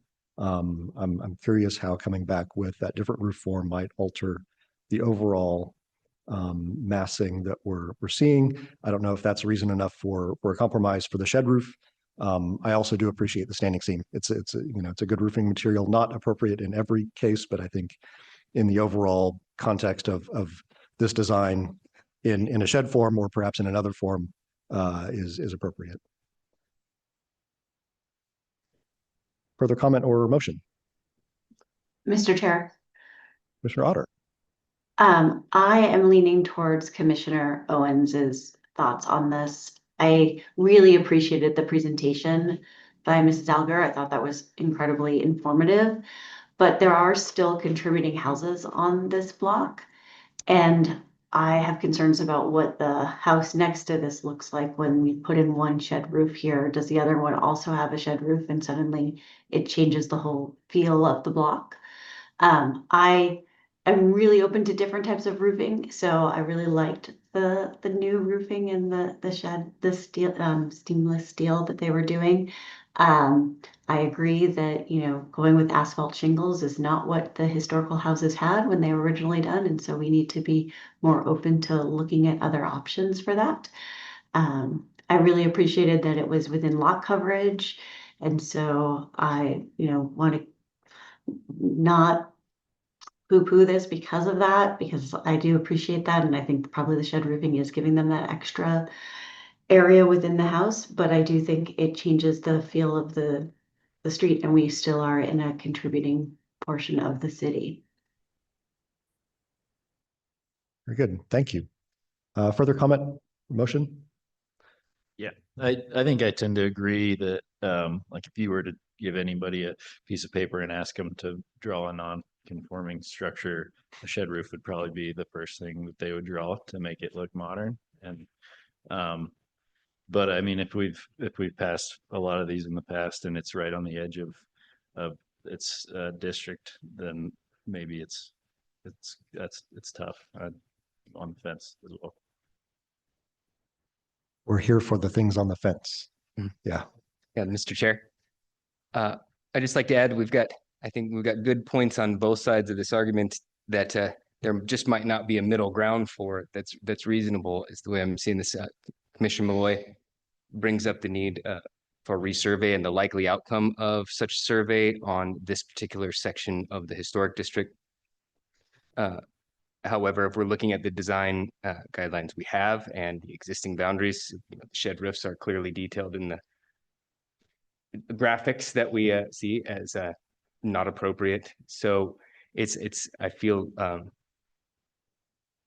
we've got to go one way or another on this. We either have to use the guidelines that we've got and work within those confines, or consider the fact that we are dealing with a exceptional section of the historic district that may be poised to change and go along those routes. Great. Thank you for those comments, Commissioner Moody. Mr. Chair. Commissioner Owens. Not to push anyone one way or another, but I agree with Commissioner Otter's comment that we are leaving a gap with this application in between two homes, maybe one that does have more of the gabled roofing or hipped roof, and then potentially, if we approve this one, a new shed roofing. And I think that could lead to further, cascading consequences, that once we see a few of these shed and flat roofs go in, we start to get more applications saying we want more of them. And I think just dealing with each one in context is probably the best thing that we can do. So not even leaning on, well, we're maybe updating our design guidelines at some point, or maybe we'll resurvey and this area won't fit in anymore. I think just looking at house to house, this area is full of these gabled roofs, which was not true or is not as true with some of the other ones that we've approved in the past, where there have been a wider variety of roofing types approved. So that's why I'm leaning towards the shed roof not being appropriate in this particular context on this one lot. Not saying I don't agree with them, just generally. Yeah, further comments? Questions? I think lots of good things to consider. Personally, after the discussion, I'm probably leaning more toward Commissioner Owens and Commissioner Otter's position. Again, but not an easy one. Lots of things to consider on both sides of this one, on where to go. I wonder what the appropriate motion would be. Is it denial? Is it deferral? For conceptually, it's there are lots of things that we're okay with, but the roof form is not appropriate. Mr. Chair, Commissioner Owens? I think if I were to form a motion, I would just add the condition that it change to a hipped or gabled roof to move forward. If that's going to be a huge redesign, though, we can push for deferral instead I to think next the month. level of design change is going to be fairly significant, and the commission is going to want to have the opportunity to review that, as with the neighborhood association, and just to make sure that we get it right. And I think I would be more inclined for either denial or deferral, rather than a conditioned approval. Mr. Chair, I lean towards deferral, so I'll make a motion. That's okay with everyone. I'm going to move on item DRH 26-00046 that we defer this item to the May 18th public hearing, with the guidance that the applicant work on showing us a design and what their design would look like with a hipped or gabled roof for this particular property, and then what that would result in terms of site layout and lot coverage. Very good. Thank you. Commissioner Owens, is there a second? I'll second it. Thank you, Commissioner Otter. Will the clerk please call the roll? Malloy, No. Otter, Aye. Parks, Aye. Owens, Aye. Moody, Aye. Storty, Aye. But was that a no? Okay. 5 in favor, 2 opposed, motion carries. Very good. Thank you. Deferred that one to the May meeting. All right. Next item on the agenda, last item on the agenda, item number 9, DRH 26-00093 at 1403 North 15th Street. We have the report from staff. Good evening, Mr. Chair and Commissioners. This is DRH 26-00093 located at 1403 North 15th Street. The proposal is to construct a dormer addition on the interior side of a contributing building. The subject property is zoned R1C and is in the North End Historic District. This is a site plan which shows the location of the dormer in red. The dormer is a shed roof with 1-foot eaves. These are the existing and proposed floor plans. The intent is to increase the head height in this area to create a full bathroom. These are the elevations from the rear and the interior side. These are photos of the house. This ornate Queen Anne cottage includes many character-defining features such as square tower, columned semicircular porch, bay windows, multiple intersecting gables with flared eaves, leaded glass windows, ornamental window shapes, and decorative shingles. These photos from the rear and interior side highlight the historic gable that is impacted by the proposed dormer. This shows an additional perspective of the dormer's location, which comes up from the main roof ridge and intersects with the historic gable on the north side of the building. These photos show the existing state of the house. Construction for the dormer that is proposed in this application began without permitting, which is part of why we are hearing this item today. Staff received light correspondence from 4 neighbors, each expressing support of the application. While neighborhood input is important, the comments generally did not address the guidelines or findings for approval. According to the guidelines, which are summarized in the bullets on the screen, dormers shall be carefully designed to minimize impact to the historic structure. Staff believes there is a way to design a dormer that increases head height but is limited to the area where it is necessary. An alternative design could be set back from the historic gable and minimize damage to the roof. As detailed in the project report, this proposal is not consistent with the applicable plans and guidelines and does not meet the findings for approval. In conclusion, the planning team recommends the Historic Preservation Commission deny the application. In order to gain approval, the applicant can submit plans that meet the guidelines and minimize damage to the historic roof. I'm happy to answer any questions. Thank you for that report. At least on my time on this commission, we've not received many applications for work that has already begun. Just to clarify, when we consider this case, we are to consider it as if work had not begun, correct? Mr. Chair, correct. That is typically how we review retroactive approval applications. Very good. Thank you. Questions for staff from the commission? Mr. Chair, I've got Commissioner Moody. Thank you. Yeah, questions for staff on the comments that they believe there is a way to construct a dormer that minimally damages the roof. They're acknowledging that any dormer installation is going to damage the roof at some point. I wonder if you could provide more detail. I was trying to ascertain how that minimized roof damage might occur. I see that there's a cross gable there and that this proposed dormer, I guess I won't use the word proposed, does intersect two sections of the roof at that cross. And would staff's judgment be that headspace can be created with intersecting only one roof line to minimize damage to the roof? Mr. Chair, Commissioner Moody, yes, that is essentially what staff is saying, is that protecting the historic gable that is more in view from the public right-of-way and setting a smaller dormer back from that gable towards the rear of the house as is described in the guidelines. Okay, thank you for the clarification. Further questions for staff from the commission? Right, hearing none, is the applicant present? Please step forward, state your name and address. Hi, my name is Georgia Houghton. I live at 115 North 17th Street. The owner, I'm here with my husband Connor, who's also an owner. Hello, Mr. Chair and the commissioners. I'd like to thank the planning department and the commission for their time today. I'd also like to address the approach that was taken to this process. We acknowledge it was not appropriate to begin without historic approval, and we want to take full responsibility for that mistake. This is our first time owning a historic home. We did not have a comprehensive understanding of the strict approval requirements before beginning the project.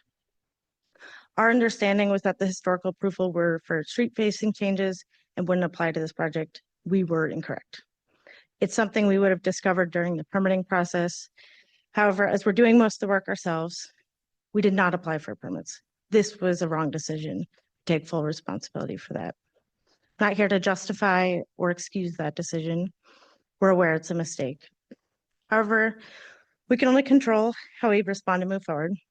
We hope it's clear that we've made our best efforts to be collaborative, receptive, and proactive in this process, and that our intention is to follow the process in its entirety.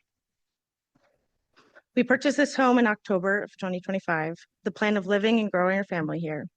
We knew renovations would be needed, but we did not expect them to be so large in the early stages. Most of the interior of the home will remain as is and will only need facelifts and elbow grease. However, the second floor bathroom was an early concern. Our realtor also shared that this was a common concern by others viewing the home. 3 of the 4 bedrooms are on the second floor. For the only bathroom, small, heavily sloped half bath.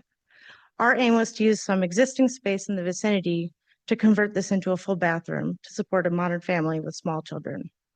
However, as we began to analyze the space more deeply, it was clear that it would not be feasible as the head height was too low to accommodate adding even a stall shower.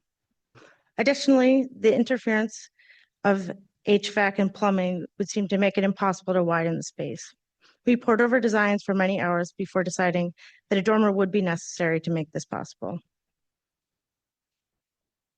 So this is a drawing to show the design of the dormer. This is a perspective from the interior. So one side is Eastman and 15th, and this is the side that's interior to that. When designing the dormer, we intended for it to sit back from the distinctive deep flared eaves of the gable on the north side and the main ridge down on the west side. Our goal was always to preserve that character and diminish impact to the structure and make the new dormer sit subtly behind the historic features. We ensured that the project would not change the facade of the home from either street facing side. When we were made aware that we would need historic approval before applying for permits, we completed this application and brought them into the planning department where we met with Olivia. We were advised that though the design would typically only require a minor certificate of appropriateness, a project would maybe be elevated to major status based on our unpermitted work. Most of that discussion that day centered around the appropriate materials and how to make the design congruent with the home without creating a false sense of history. We left that meeting with the impression that through this process and with collaboration with the planning department, approval was a realistic expectation. When we received the formal report, we were surprised to see that denial was requested because the report in its summary points to the concern that the proposed dormer intersects with the character defining gable on the interior side and obscures the character defining feature. We were disappointed to see that this was the main finding because during this entire process, it hadn't been stated as a concern to us, including our discussion with planning and the North End Neighborhood Association. It was only upon issuing the final report that we knew this was mentioned. We do not agree with this analysis because we believe all existing sightlines of the character defining gable remain. The street facing side is not affected. The flared eaves remain fully intact. The main ridge line of the character defining gable is unaffected. This ridge line remains consistent and is not obscured by the height of the dormer, which sits below it. The new dormer is cleanly tucked behind the existing dormer on the interior side, is set back against it, and does not attempt to create a false sense of history. The only thing being replaced by this new space is asphalt shingles, which were installed in the last decade. The report also references Chapter 4 of the guidelines, saying an addition should not overpower, obscure, damage, or destroy character-defining attributes of the house. The gable roofline is unobscured from both rights of way. So you can see from these photos, this is before and after. The sloped eaves of the gable are fully intact and still very distinctive. The gable roof is not obscured or destroyed. The only thing that you could maybe argue is obscured is the valley between the gable and the main roof, but it's not a feature that's visible from ground level, and it's not listed as a character defining feature anywhere in the guidelines. In section 4.1, it outlines that when a dormer is necessary to augment headroom, that care should be taken for it to be placed as much out of view as possible in proportion to the roof area and to minimize damage to the existing roof form. In the report, it concludes that the proposed dormer, while it's on the interior side of the property, is within view of the public right-of-way, is not designed to minimize damage to the historic roof form. So these two photos are the two places on the sidewalk that the dormer is visible from. You can see a small corner of the dormer, but it's only briefly visible when you're passing the far corners of the property line from the sidewalk. You can see also that in these photos, that gable roofline is not obscured at all by the structure. The report also states that there was an alternate design that would minimize the impact on the roof lines. We did share some design options that we considered for a dormer that was localized to the bathroom. However, the structure would be equally as visible as the current design.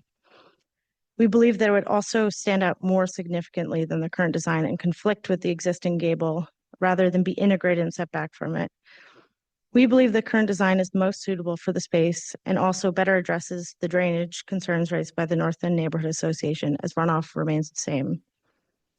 In closing, we'd like to reiterate that we take full responsibility for our misguided approach to this project. We have regrets about the way we started out. However, we've made our best effort to move forward from our mistake in the most conscientious way possible. We hope that the committee can agree that the current design follows the guidelines laid out for approval. We're also so thankful to our community of neighbors. We've received overwhelming support from most of our neighbors through formal and informal communications. They agree that the modifications are needed for the home to support a modern growing family. While they're aware we did make a mistake in the process, we're grateful that they've been able to see that our intentions are good and we are trying to mend this mistake while we move through this application process. We look forward to integrating our family into this wonderful neighborhood, and thank you again for your time and consideration.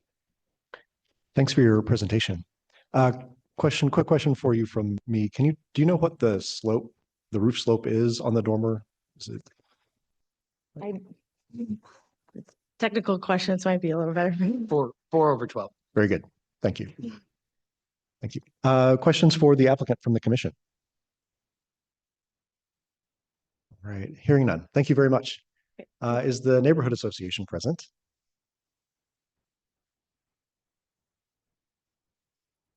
Sandy Herman, 1404 North 7th Street. Mr. Commissioner, we strongly concur with staff's opinion on this project. We agree with every word of the staff report. This home sits on a bit busy intersection in the North End and is well-known jewel of in the crown of the historic North End neighborhood. There was extreme dismay and a rush to get reaction from city code enforcement as multiple neighborhoods recognized the unpermitted damage being done to this home. The homeowners were made well aware that work required permits and overview from the historic staff members, and yet the work continued even past when city came with a stop work order. We feel that if the code compliance office had reacted quicker and the owner had not continued work past the stop work order, there may not have been as much damage done to this home. This shed style opening is in view of the street from the sidewalk, and we submitted pictures late showing that view. I don't know if that happened. We are concerned with the structural soundness of this project as it was not reviewed by professionals. The home and the construction site sit very close to the property line. The neighbor is concerned about impacts to daylight in her home and on her landscaping. And I'll let her speak to that. She's here. And she also reported that debris was falling on her side of the fence. We would like to see a more well thought out plan in conjunction with the city historic staff, one that is more historically appropriate. If that cannot be agreed upon, we would like to see the damage to this property mitigated immediately.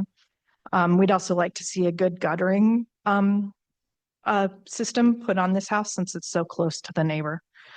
Renovation, remodeling, restoration, and repair come with extra steps and added expenses in the historic district. As you can see from tonight's agenda, many neighbors choose to take on these extra hurdles and go through the process appropriately. It's a pact that we have with each other to take care of our community. When a contributing house is altered without thoughtful plan, it puts the neighborhood historic designation at risk. We enjoy protections not offered in the regular Boise building code. These keep our neighborhood distinct and desirable. The homeowners seem to be enthusiastic about living in the neighborhood and enjoying their home. We invite them to go through the process correctly.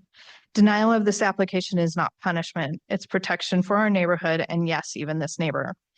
Nina would like to remind homeowners and contractors that materials listed within the accepted plans are part of an agreed upon contract with the city. It is important to adhere to materials as listed as they are part of standards in the historic neighborhood. Changing materials without consulting the city could result in fines, delays, and mitigation at the contractor or homeowner's expense. We further want to remind homeowners to adhere to all regulations regarding worksite requirements put forth by the city. Rules about work hours, noise, parking, and worksite neatness help keep our neighborhood neighborly. We recommend homeowners communicate with neighbors before particularly disruptive parts of the construction process. And I'll take questions if there are any. Great. Thank you for those comments. Questions for the Neighborhood Association from the Commission? Hearing none. Thank you, Sandy. I don't have anyone signed up to speak on this application. Is there anyone present wishing to speak to this application? Yes, would you please step forward and state your name and address? Walk carefully and slowly. Yes. fixed and then fall off the porch. I live in the Oh. house next door. Okay, would you step on up to the microphone? That way it's recorded into the record. My daughter's really mad at me. Or, okay. I live in the house next door, which is the first California bungalow in the North End. The Queen Anne was there when my house was built. By doing what they're doing, the windows in my house, which you can't see, I have pictures on my computer, the vision of light, my windows are 53 inches by 83 inches. That cuts the vision of sunlight down to 18 inches during the day. Doesn't cut it down at night, but therefore, and that is in the dining room and living room. When you move to the kitchen, which is exactly opposite that lovely structure, there's no sunlight that comes in. When I bought that house 41 years ago, it was the wonderful part of the sunlight. The original glass is in the glass windows of all of them. The storm windows are made of one piece, specially ordered, not to deter at all, because the window comes down and there's a piece across there. And then sorry, you could maybe see it. I told them the first day they cut a hole in the roof, you have to have a permit. I told them the second day they were working on the house, you really have to have a permit because this is in the historical district. It's required. Be sure you do that. The third day, when they began to throw shingles off the roof and tools into my yard, and I gave them back to the guys because I speak Tex-Mex. I pointed out at that time, you have to have a permit. They then told me that they were going to have windows that would be there looking into my house and into my backyard, eliminating all the privacy. They said that they would come and talk about the windows. I said, then bring your permits. They came to my porch. They did not have the permits. And yes, I was not happy. They did not come in my house. There were 4 days before then, everyone documented in my calendar. I said, you have to have a permit. At that point in time, Nina called and made whatever it is they call a complaint. If Autumn was here, she would say it. Registered that they were not going by the North End Association. Great, thank you. That's the 3 minutes for your testimony that is allowed. For the record, before you step away, could you state your name and address specifically? I wear cochlear implants. Oh, okay. Could you state your name and address for the record? Leah Squires. And your SQUYRES,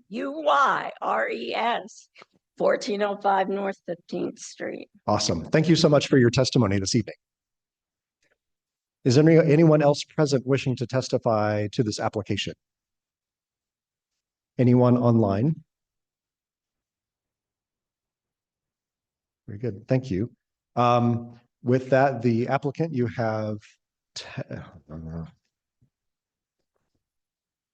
5 minutes for rebuttal, if you wish.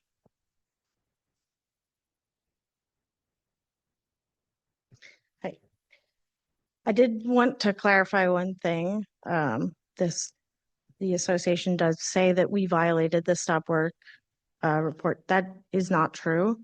We've been in constant contact with our inspector, and he is, reiterated to us that he has driven by to confirm we haven't been doing work. It's something we've been really conscious of not doing any work on it.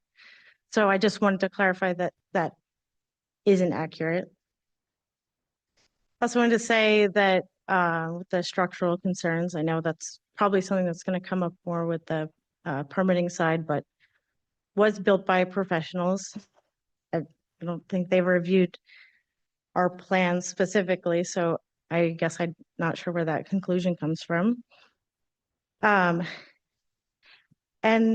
yeah, I don't know that we should focus so far into the mistake that we made. I know that it's there, it's a big part of this project, but ultimately we are going through the whole process.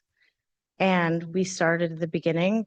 Even though it's there, we still started back at the beginning with doing the neighborhood meeting and everything like that. So we're hoping that, you know, while you can't undo mistakes you make, you can at least try to go through that same process. Do you have any statement as to the neighbors' comments on access to daylight or windows that might be that you would be putting into this addition that would look directly into her home? Yeah, so in the design, there's one added window. It's on the same elevation. It's on the same elevation as the other window that's in the gable. It looks out onto the roof of the neighboring house because it's on the second floor. The neighboring house is 1 story. So I wouldn't say that it looks directly into the house, and because it's on the edge, you would kind of have to walk directly over to the window and look down to observe, which isn't really something we'd be doing. And what's the function of that room that's in the window? We're open to not having a window. We just believe that it would look really odd without one, and it wouldn't be proportional. Yeah, very good. Yeah, and another thing we discussed at the neighborhood meeting was mitigation for privacy concerns, like, you know, putting a shade on the bottom of the window to obscure, because really it's mostly for light, not for a view. Okay, very good. Thank you. Any further testimony in your closing statements? I don't think so. Okay, Did very good. you have any other Any further questions from the commission for the applicant? Mr. Chair, Commissioner Owens. I just wanted to clarify, it sounds like you've been discussing with staff kind of what this could look like into the future if we had any conditions for you. You said you needed to increase the head height, right, to accommodate the facilities. It sounds like staff wants to see it slightly smaller and set back from that gable that's existing there. Is that something that's accomplishable so that you still have that head height to fit your facilities in there, but it's not attached on both sides to that upper north gable and the other one? I think we're open to modifying it. I would say to that, though, that it appears that the issue with it is that that corner is visible from, you know, the right of way, and the placement of the bathroom would require it to still be in that back corner. So it wouldn't reduce the visibility of it. Okay, so I'll just ask kind of a clarifying question on that one. Yes. So does it need to come out quite as far as you have it coming out right now to the edge of the roof line, or can it come out a little less far and still accommodate what you're looking to put in there? It would need to be supported by that outer wall. So coming in would not be. So I think if we understood the concern correctly from planning, Mhm. what they're calling the character defining gable is the north side, right? So it would need to be offset from that. So it would still have to exist out as far, be equally visible from both street views. We also feel that it would look very strange because it would now compete with that character defining gable. If you place a shed dormer next to it, but separate, creates a strange valley. Or if you do a doghouse dormer, kind of even stranger because it's now a cape feature on an otherwise Victorian house. We felt the design is the most subtle that we could create. And we just fundamentally disagree that it modifies or obscures that character defining gable on the north side, the interior side. Okay, so I think I'm understanding that your design mentality around it was kind of to try and integrate into existing lines, visual lines that were existing, and that's why it's attached to that dormer that's there already, Correct. the And gable it's- that's there already, and then the ridge line. Correct. And that's why we set it back. You know, the rest of the house has large 3-foot eaves. This has 1-foot eaves, so it's completely kind of tucked back away. And that was what we discussed with planning, was that it clearly wouldn't create a false sense of history because it would be distinct from the otherwise the eave, which runs all the way across below it, which I can show here. Oh, this is your presentation, but I guess we can still see it here. On the right side of that top right photo, that eave remains, and then both of the upward eaves on the what they're calling the character defining gable remain. So kind of tucking it in there is really the most subtle way you can do it. And what I would consider is the least visible view from both street facades, or both facades of the house. Thank you for clarifying. Great. Could I get you to state your name and address for the Yep, for the sorry. record, since you Connor have Beardsley, 115 North 17th Street. Very good. Thank you. Thanks. Further questions for the applicant or for staff from the commission? I have one, Commissioner.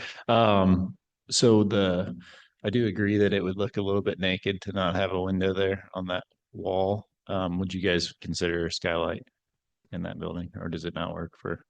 Yeah, we would Yeah. consider it. Yeah. Just wondering. I think we're pretty open to, you know, the design, like what sort of siding, anything like that, and changing the window. Our main goal is to make it look like it blends in and not stand out.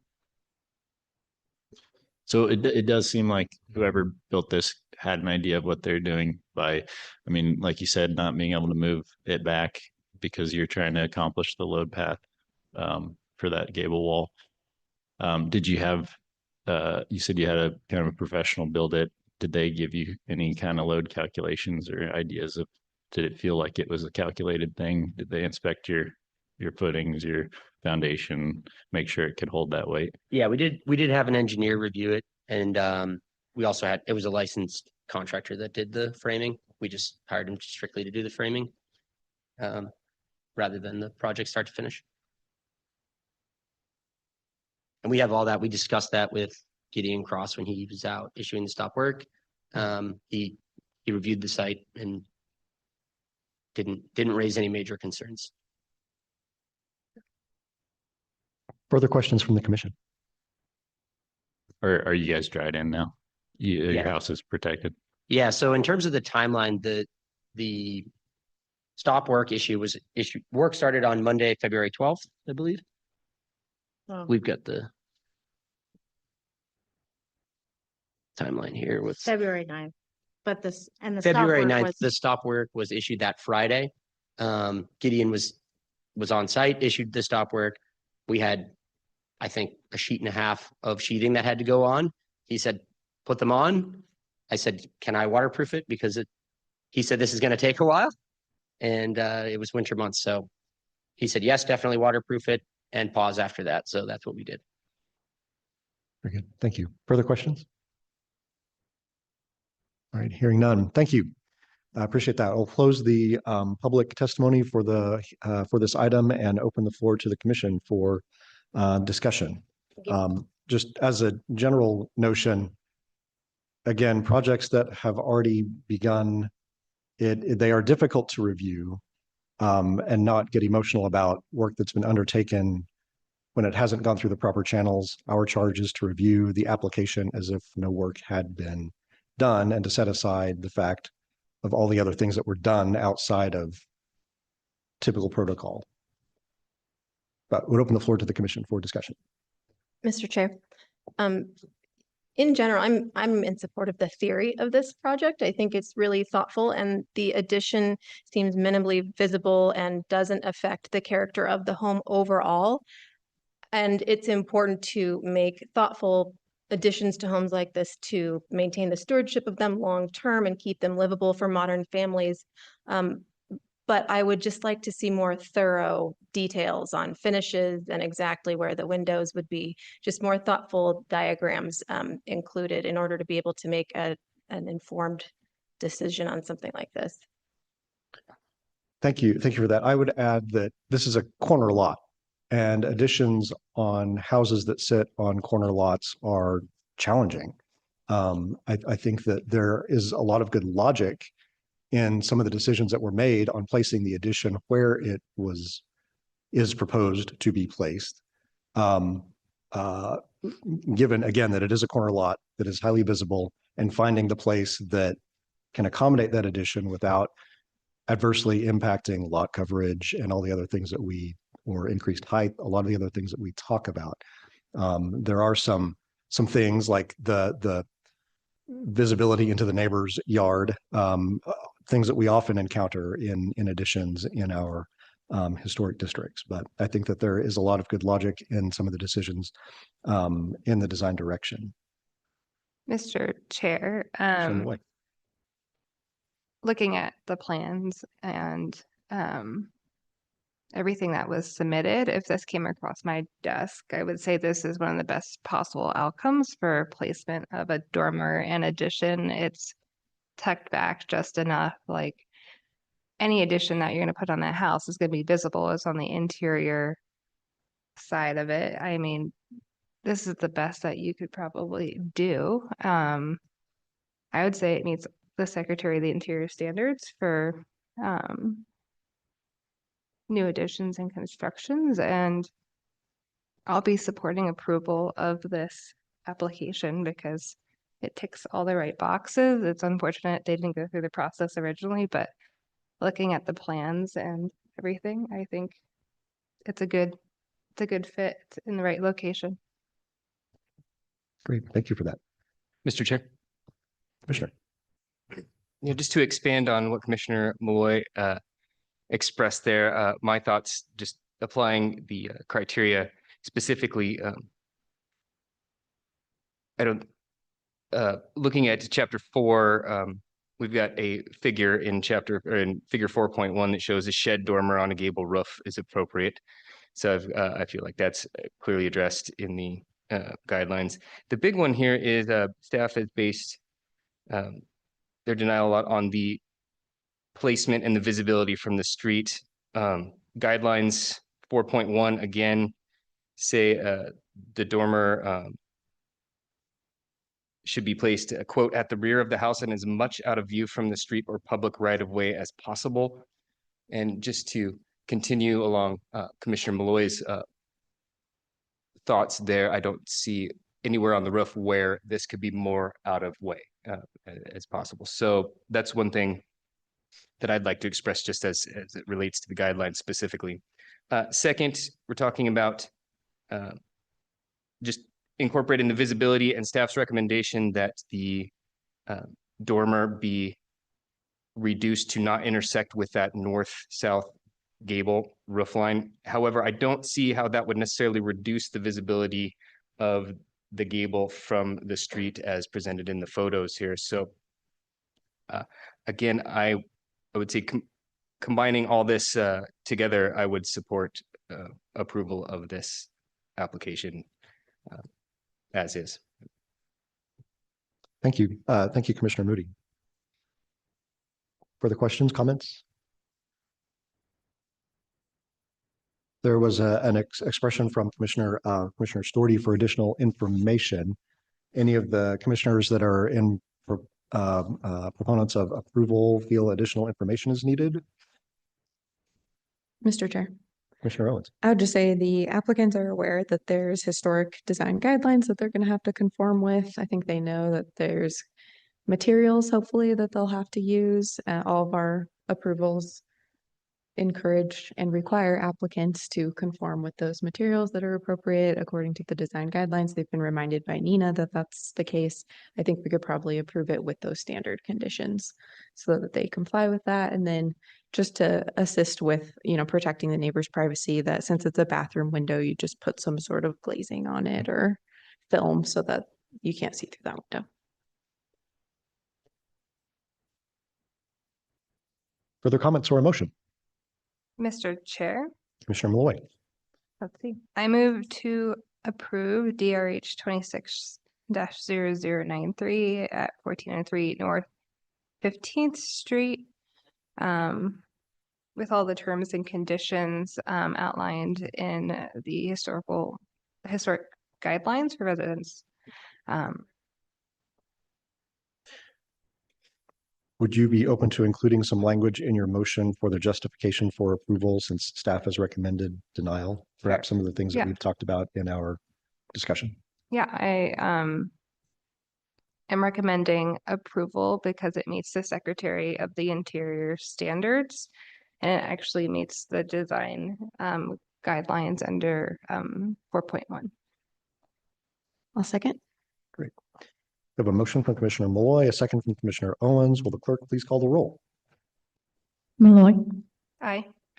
Otter, Aye. Parks, Aye. Owens. Aye. Moody, Aye. Doherty, Aye. Butt, Aye. all in favor, motion carries.